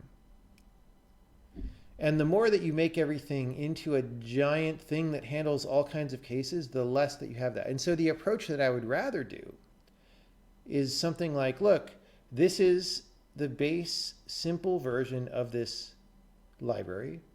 It is true that it doesn't do things that a certain percentage of people may want to do, right? It doesn't do things that a certain percentage of people may want to do. If those people want to do those things, they can just copy it and modify it, in my opinion, rather than just building ever increasing complexity into the core thing, right? So this is a thing people don't quite, and by people, I mean all of the society of programmers doesn't quite understand, is you're not really building an increasingly valuable asset as you put more functionality in. You're building something that's kind of starting to decay already. Because as soon as people aren't sweeping all the sidewalks every day, it starts to decay, if you get what I mean. So,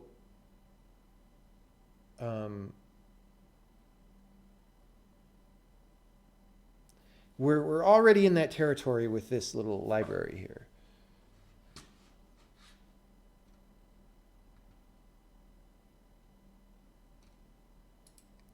I'm glad you appreciate the videos. I don't tend to have recommendations for books and stuff. What does advanced do? It just skips the first characters of a string, you know. Oh, you assumed not was asking about boolcast. Oh, well, good point.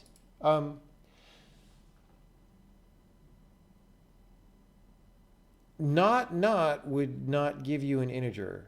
Okay, so the reason you do not in C and C++ is because your bool value is not guaranteed to be 0 or 1, right? Except if you say not, I think it is guaranteed to be 0 or 1. Maybe. I'm not actually sure about that. You could do that here, but it wouldn't matter.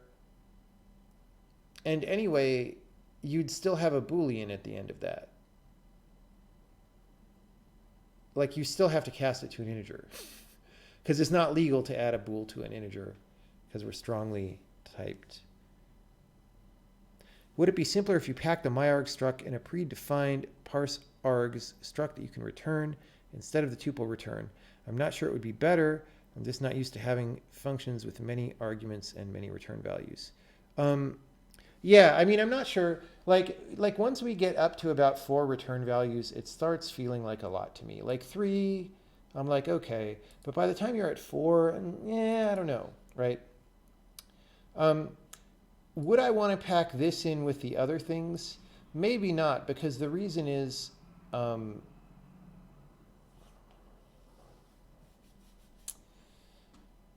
the reason is that now you have a new polymorphic type that you wouldn't have had to have otherwise, and that seems like complexity that I'd like to avoid. Because that type can't be defined in advance, right? It would have to be a new thing called parse arguments result of t. And then it would have fields that have all these things. And you could definitely do that. It's just, it seems a little more complicated to me and doesn't add anything. But I could also see reversing that decision later and doing it that way. Array as arg, is it possible? I don't understand the question. You mean as an argument to a function? Of course, yes.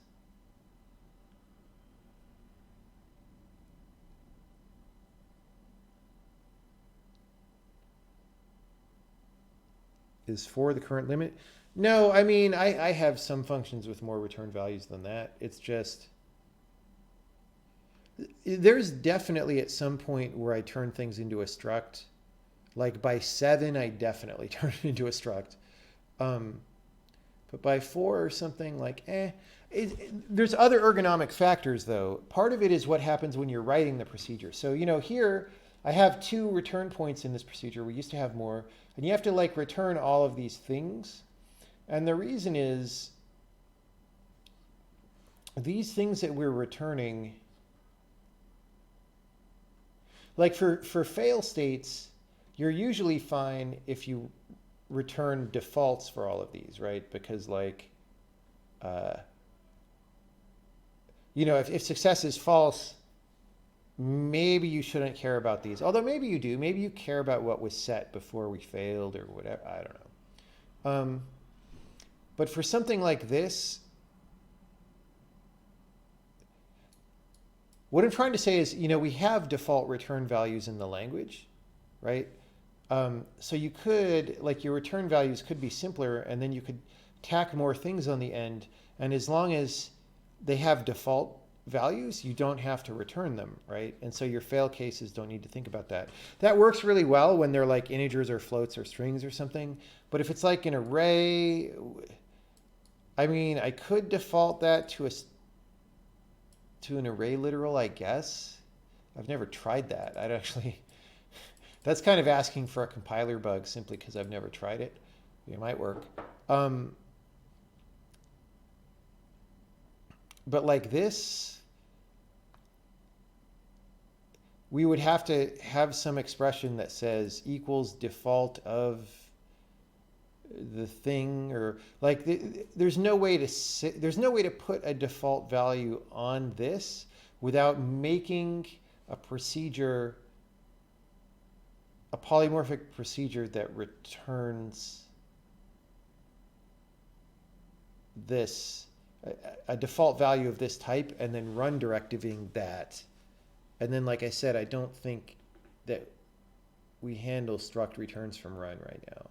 So, like, there's just some things that make it less nice ergonomically than it could be. Does this language have goto? It doesn't currently. We haven't ever needed it. We probably will add it at some point, but we don't currently have goto. Yeah, it's definitely a thing that you get used to multiple return values. I like having them. Definitely 2 values or even 3 values feels totally comfortable to me. But at some point it's like, oh, that's a lot, man. Also with arguments though, right? And that's the same in C++. Like once I get, I mean, it depends on the function and what it's like, but if I get around 8 or 9 arguments and they're all like different things, like if you have 8 or 9 arguments, but it's 4 positions and 4 UVs or whatever, that's fine. But if it's like 8 or 9 arguments and it's just all different stuff, I start feeling like, let me just pack these into a struct and pass the struct, you know. Do you use any goto in the C++ code? I don't think so. Let's see. Like we have variables with the word goto in them and bytecode instructions, but that makes it hard to maybe search for. But oh, there's a goto. That wasn't me who added that. Ignacio added it.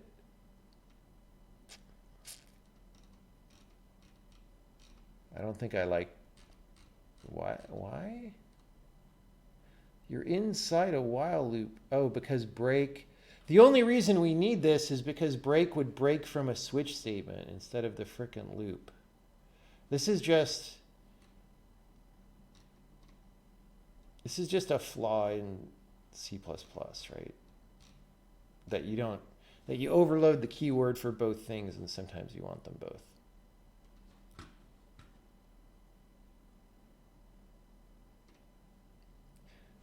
The structured programming way of doing that is you're supposed to like maybe set a we're done variable, right?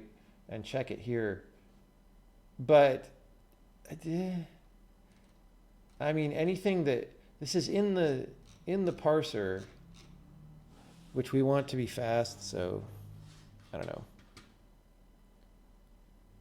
Break doesn't go by scope. Well, the switch is inside the loop. That's the point. It does go by scope. But we want to break from the loop, not the switch, right? And there's no way to do that in C++. It's funny, there's multiple problems here. First of all, the fact that you need to break from a frickin' switch in the first place, which was a giant mistake, right? Secondly, the fact that you can't name what you're breaking out of to resolve that ambiguity.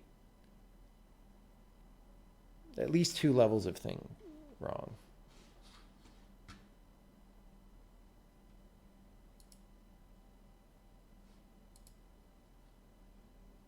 Breaker 1-9er.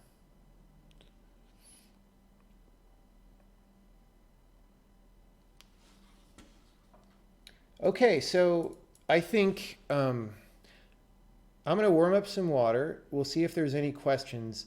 And if there aren't, we're going to do like the final awesome step, which is we're going to actively factor this into the module, which should be pretty easy. And then we're going to use it in the Sokoban game. Because like I said, well, I didn't say, but this whole file isn't even checked in.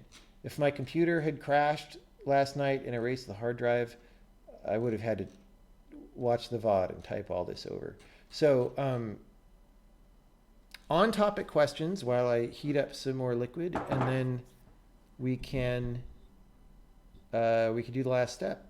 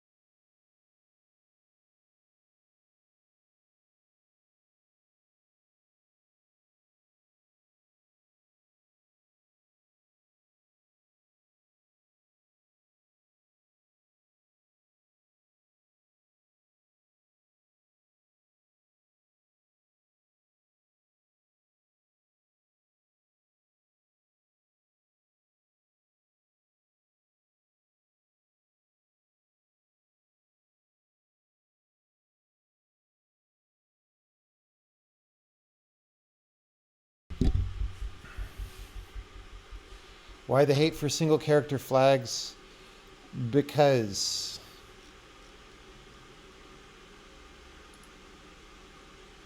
maybe the namespace for math isn't math. Why does that matter?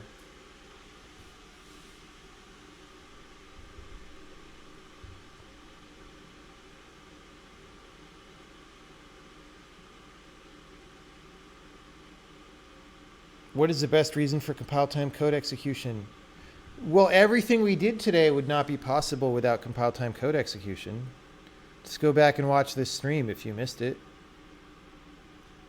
Like how, explain to me how to do this without compile time code execution. Did I test this on Linux? No, we do have the compiler running on Linux, and there's not really anything about this that should be different. Like previously, I believe we have made sure that the command lines passed to the program are the same. Although there is the funny question about argument quotation and stuff, which is what this is there for. So we might look into that later.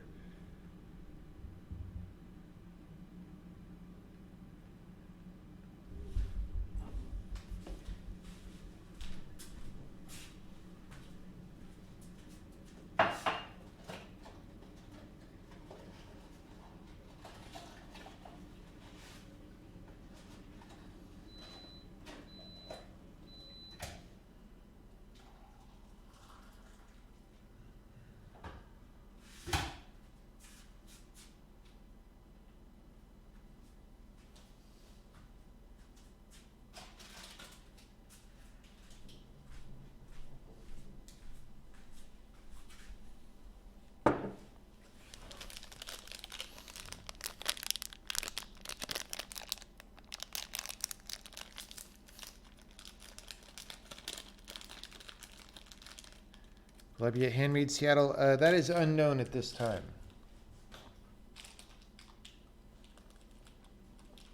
It is unknown.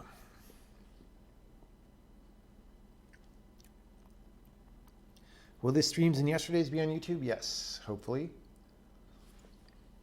Unless something terrible happens.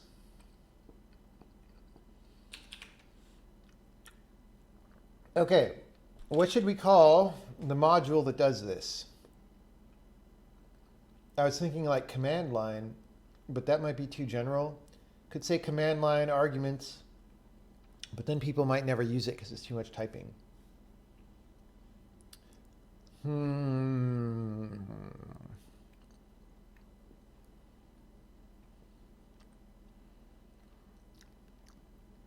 What is a good use for the feature you're implementing right now? Well, it's just so if you make a program and you want to have command line arguments, you could do it very easily without having to do weird stuff. That's what.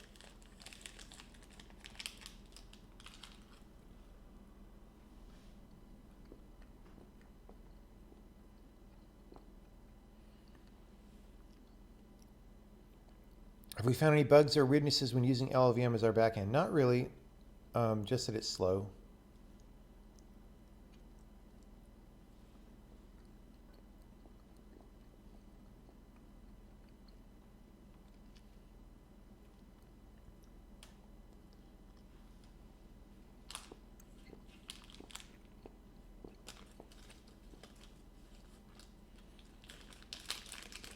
Command line arguments, factory strategy manager. Yes.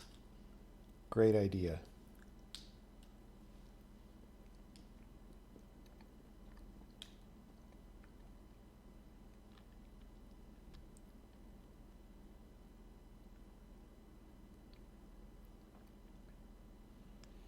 Do you plan on switching from LLVM and doing your own thing? We already do our own thing. It's just our backend doesn't optimize. The plan is that over time, so right now the use of LLVM is to generate fast code on the back end. Eventually the role would become more like targeting platforms that we don't have our own support for yet, you know.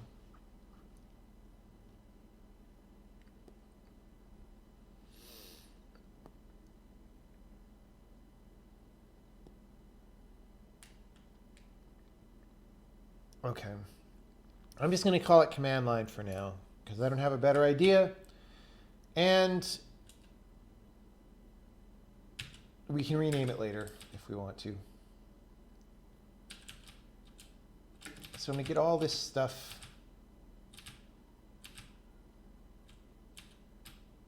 And I'm going to go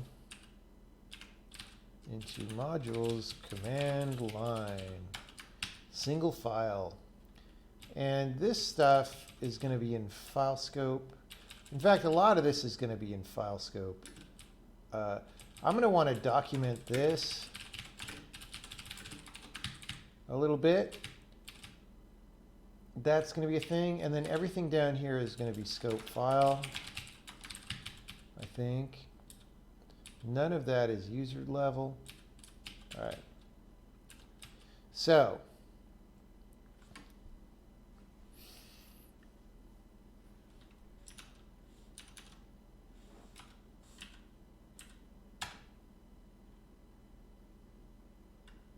did we save it?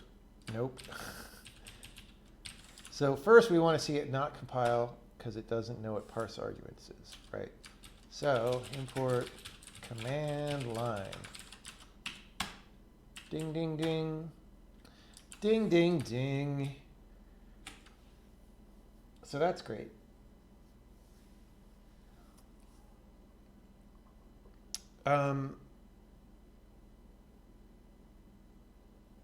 Well,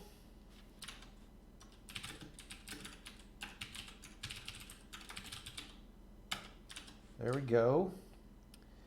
And then what? Well, let's make sure the game compiles. Let's go edit the game. Okay, handle command line arguments. So see all this code? This gets to go away. Now this is the central mystery though, right? Like we're replacing this code with something that is actually more code. It does do more checking and it allows future functionality to improve. And as we started adding more arguments, this code would get longer and longer, but there you go. Okay, so let's go import command line.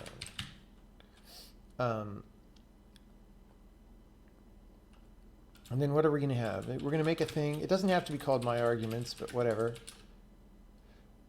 This is a struct. It's going to have language, which is a string, size, which is 2, I don't know, S32. Doesn't really matter. It's a resolution value, so it just has to be big enough.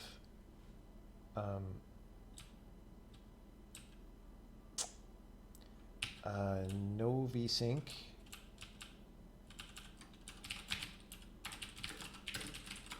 Windowed is false. Full screen is false.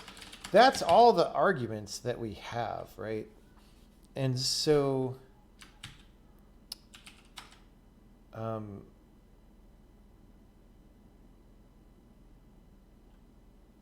now we will say parse arguments, my arguments, success result is set. We're going to ignore the free arguments. Well,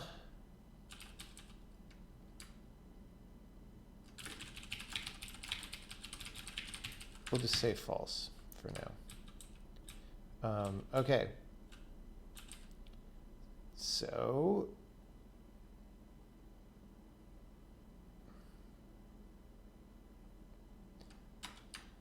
then we're probably for now just going to copy some stuff out of here.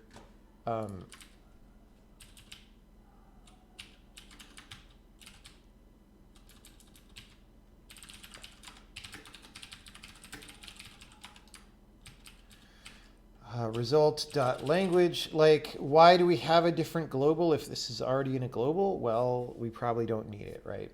So maybe what we do is have this global be available, right? Instead of, yeah, you know what I'm saying, hopefully. Okay, so language, size,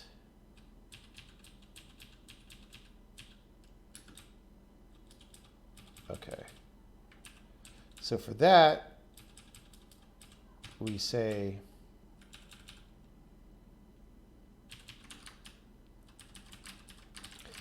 so this is all now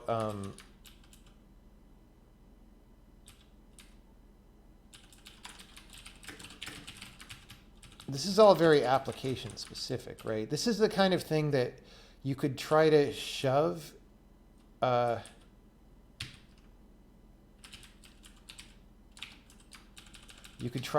into the library, but it's like it starts to be a really bad decision at some point, right? Okay. Okay. Actually, why? I guess he wanted to print both of these if they're both invalid. I don't know. All right. So again, these, it's like, well, I guess.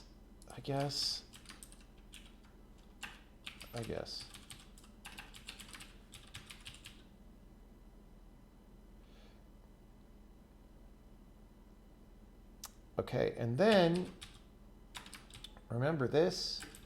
We're going to use this. Okay. So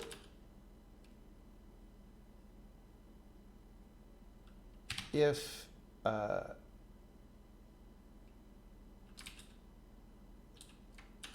result.windowed graphics.windowed is true, if result.fullscreen graphics.windowed is false.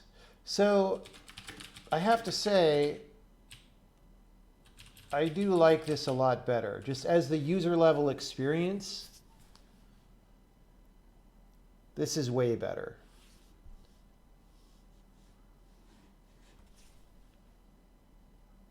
Don't you think? I think. And in fact, like why, like here, let's do this. And then just do that, right?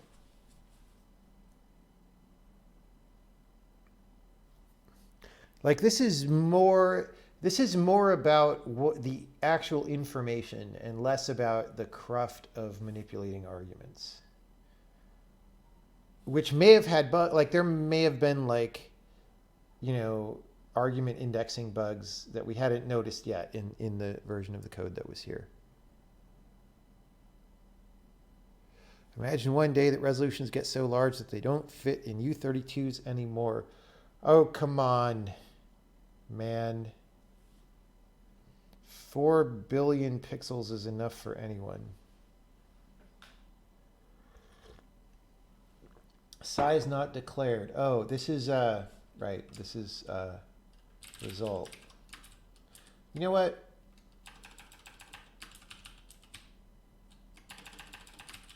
Using result.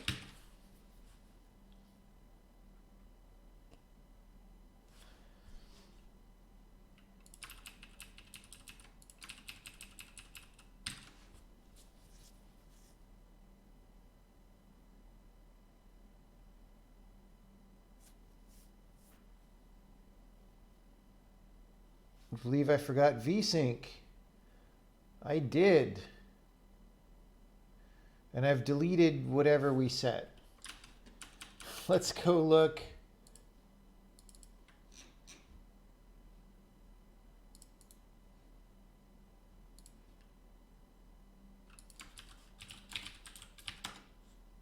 Okay, here's all this code. Graphics.vsync equals false. All right.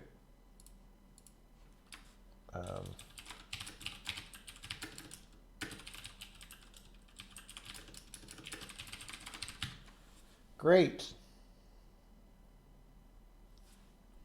Does it compile? Does it blend? It blends. First time. That's good, right? That's a good sign of a good API. I mean, we haven't run it yet. Run. No arguments. Oh, unknown language, whatever, resetting to English.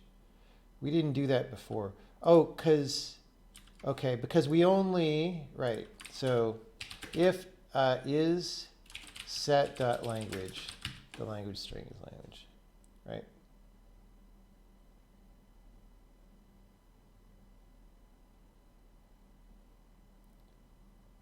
We could do that down here all the time. Like here, we're kind of relying on the fact that these default to false. But we could say like if is set.windowed instead of the value. It doesn't matter for Booleans right now. All right. Great.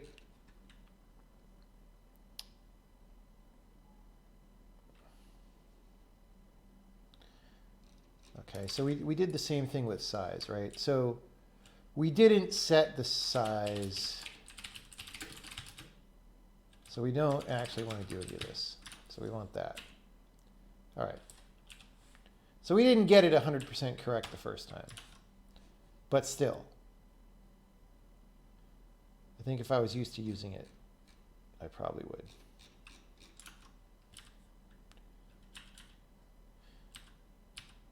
Right now I'm in the middle of the big and hopefully final movement system rewrite. So there's tons of new movement bugs that didn't used to be in the game.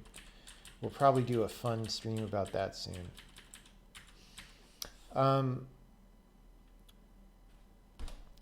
But yeah, so like we have better code, I think.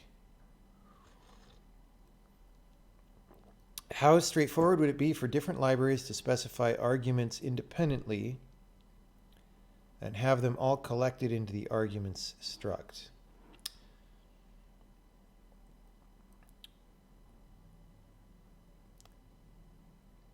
So there's a little bit of a coordination problem there, right? Because how do you know that none of those different libraries happen to use the same name for an argument, right?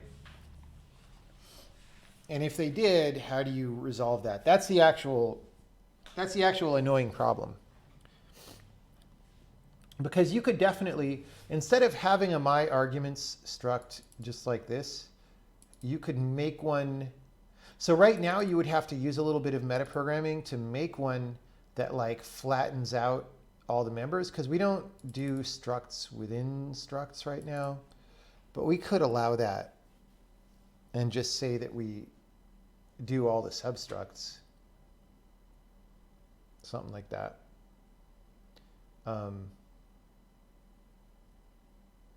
But the question is, oh, well, if you do the substructs, you don't have a name conflict in the actual programming language, but you would have like, well, somebody said -x, and both these libraries want x, and I just picked the first one or something. That sounds bad.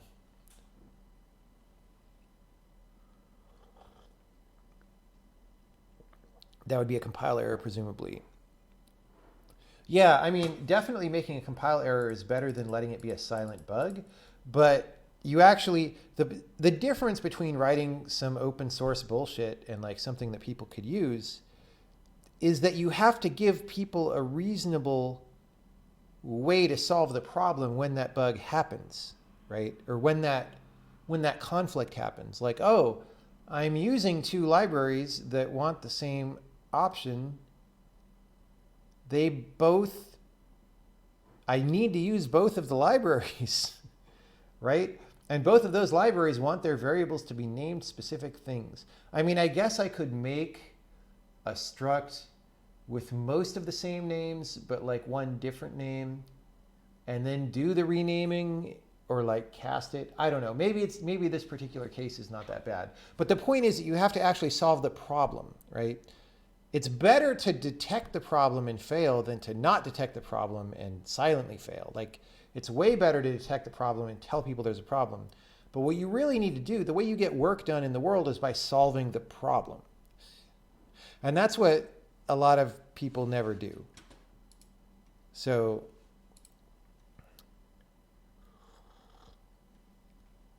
it could also be interesting for libraries to just declare global variables that are known to be arguments or something. Maybe. I mean, we definitely thought about having official module parameters. The thing is, I don't think you want those to go all the way out to the command line. Like, you want the program to be in control of what its command line is.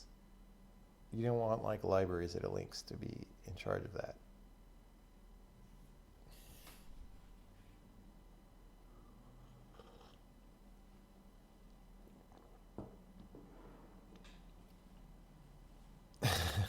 We actually do believe in safety here. I believe in safety, just not in the same way that the rest people do. I think more safety is good, especially if it's free, but freedom costs $1.09. You know what I mean? Like, if the safety is too expensive, then you can't afford it.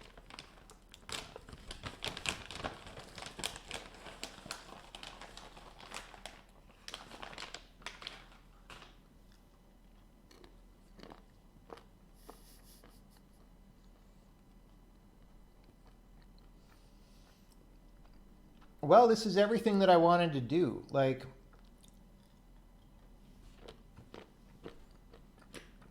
it's been a very productive 5 hours of programming when you add these two streams together.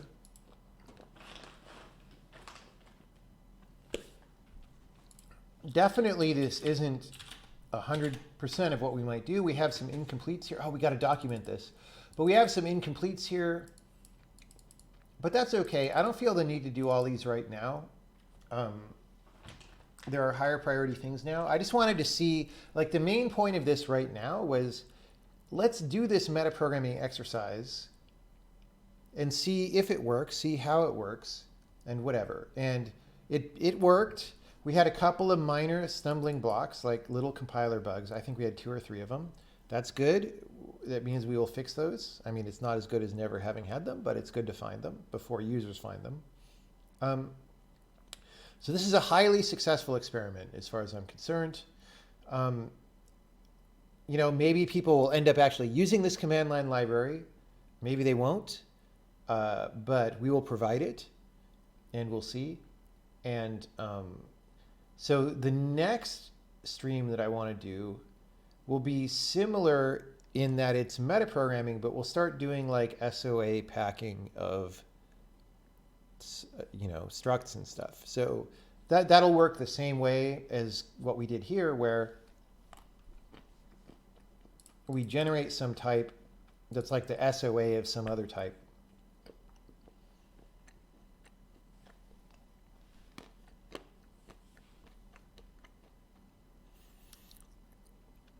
Can I do Fabian's job? Which Fabian? Do you mean Rad Games Tools Fabian or Game Engine Book Fabian?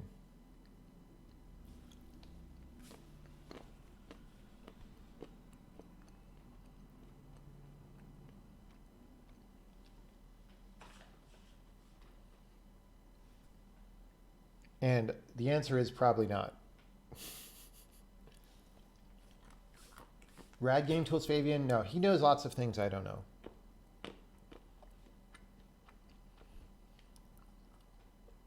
Could I train up to do his job with a long process of learning things? Maybe. But individuals are individuals, man. Like, and the way Rad works, it's a company made out of the individuals. It's a small company where each person works on a separate project. So like if I went to Rad, if like for some reason Fabian left and I went there, I wouldn't be doing Fabian's job. I would be like doing my job because that's the way that company works.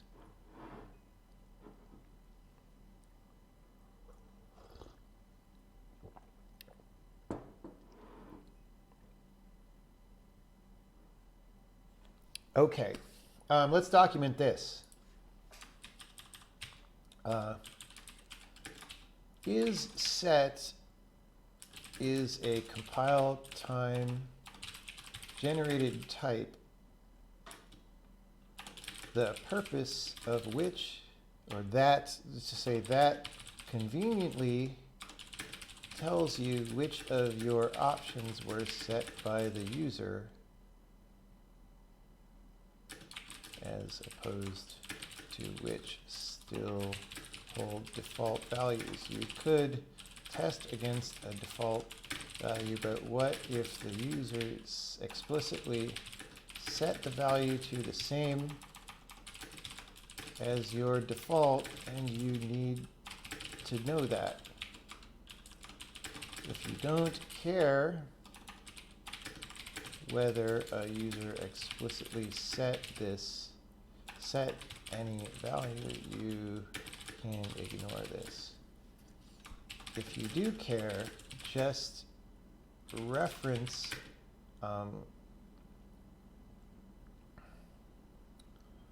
just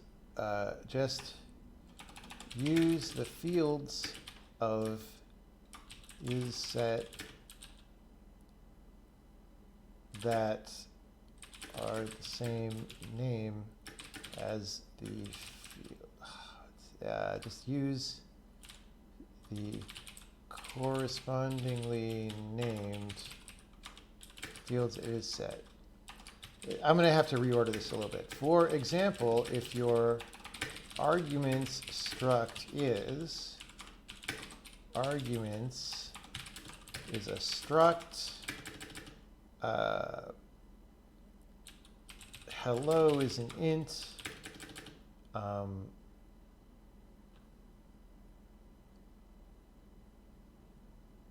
can't just do hello sailors forever.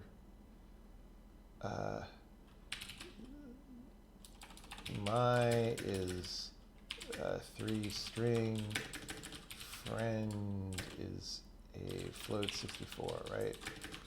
Okay.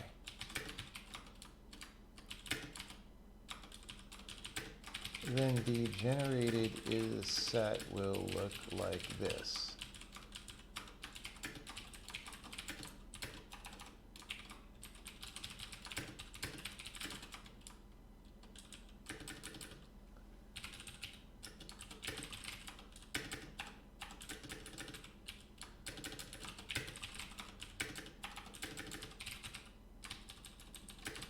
Oh, not enough spaces.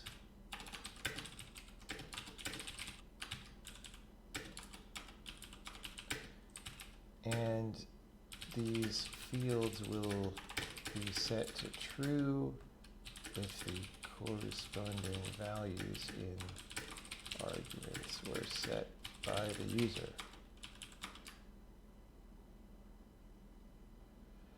That's maybe fine for now, right?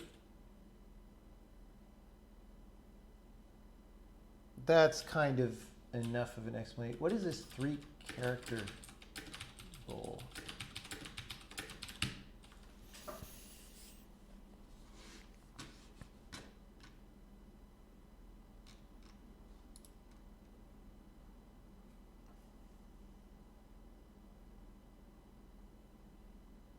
What does body text do? We explained that earlier in the stream. You could go watch the VOD.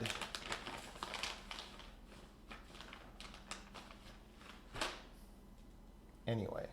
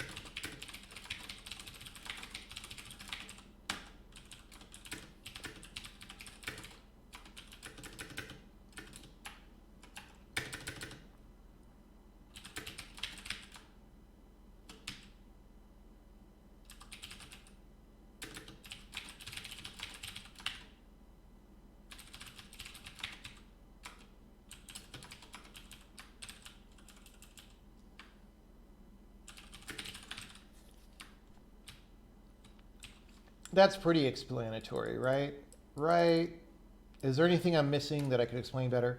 So we were ranting about auto-generated documentation earlier. And this is exactly what I'm talking about. If you ran like Autodoc or some garbage on this, you wouldn't quite know these things that I'm explaining, right? This is actual documentation written by a human being telling you things that are meaningful. If we found a bug in LLVM, could we fix it? We might be able to, but we'd prefer to report it and have them fix it. Because they work on LLVM all the time, and we don't.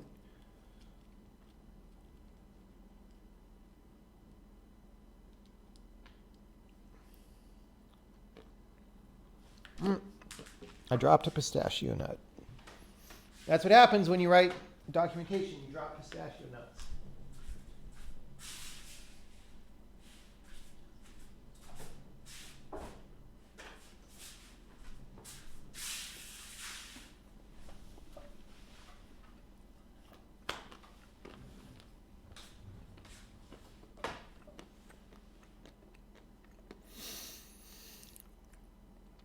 I don't believe in the 10-second rule. I am in the like 1 picosecond rule, man. All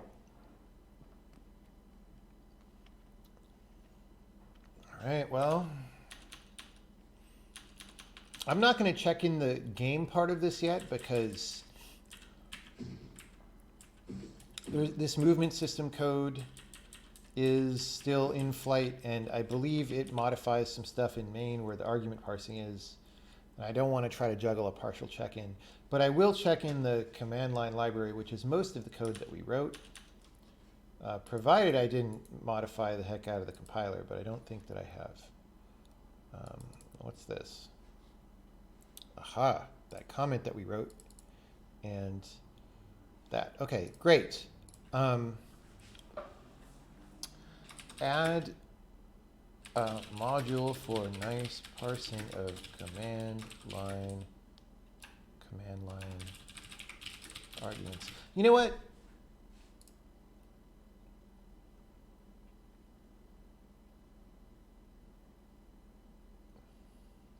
I should just say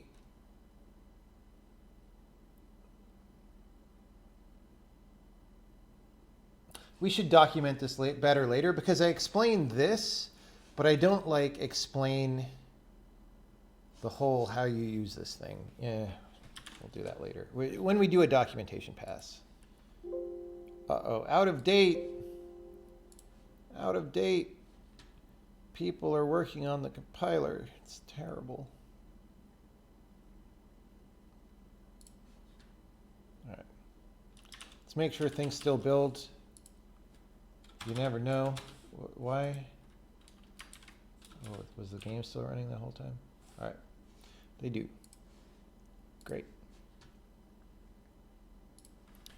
Bingo.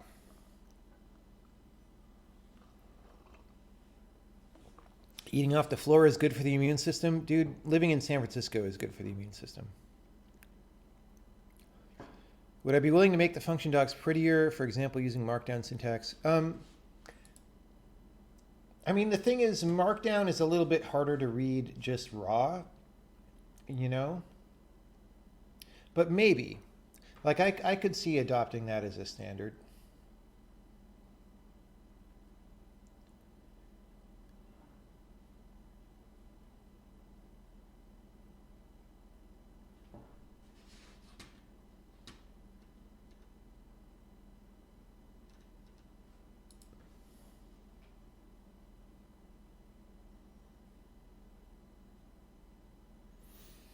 Well, thank you everybody for coming by. I wasn't sure how long this stream would be, and it ended up being 2.5 hours. Any final on-topic final questions? Please don't send you to JS MMO developer. Yeah, I didn't realize it was JavaScript until after I hosted. We try to have a no JavaScript policy here, but sometimes we don't vet our raids closely enough.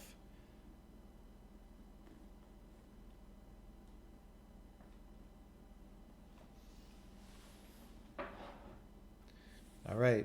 Thank you everybody for coming by. Let's see who we could raid. Let's see.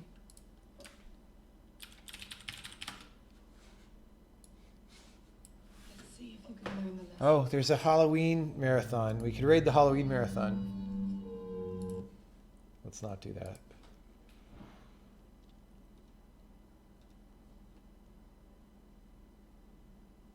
Tech startup notify.me. Day 552. Why do you need that many days to notify.me?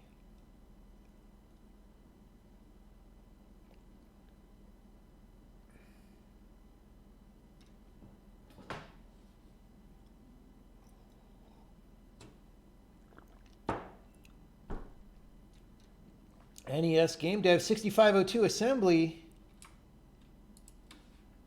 I used to do 6502 assembly on the Commodore 64. Oh yeah, okay. No, this is what we're doing.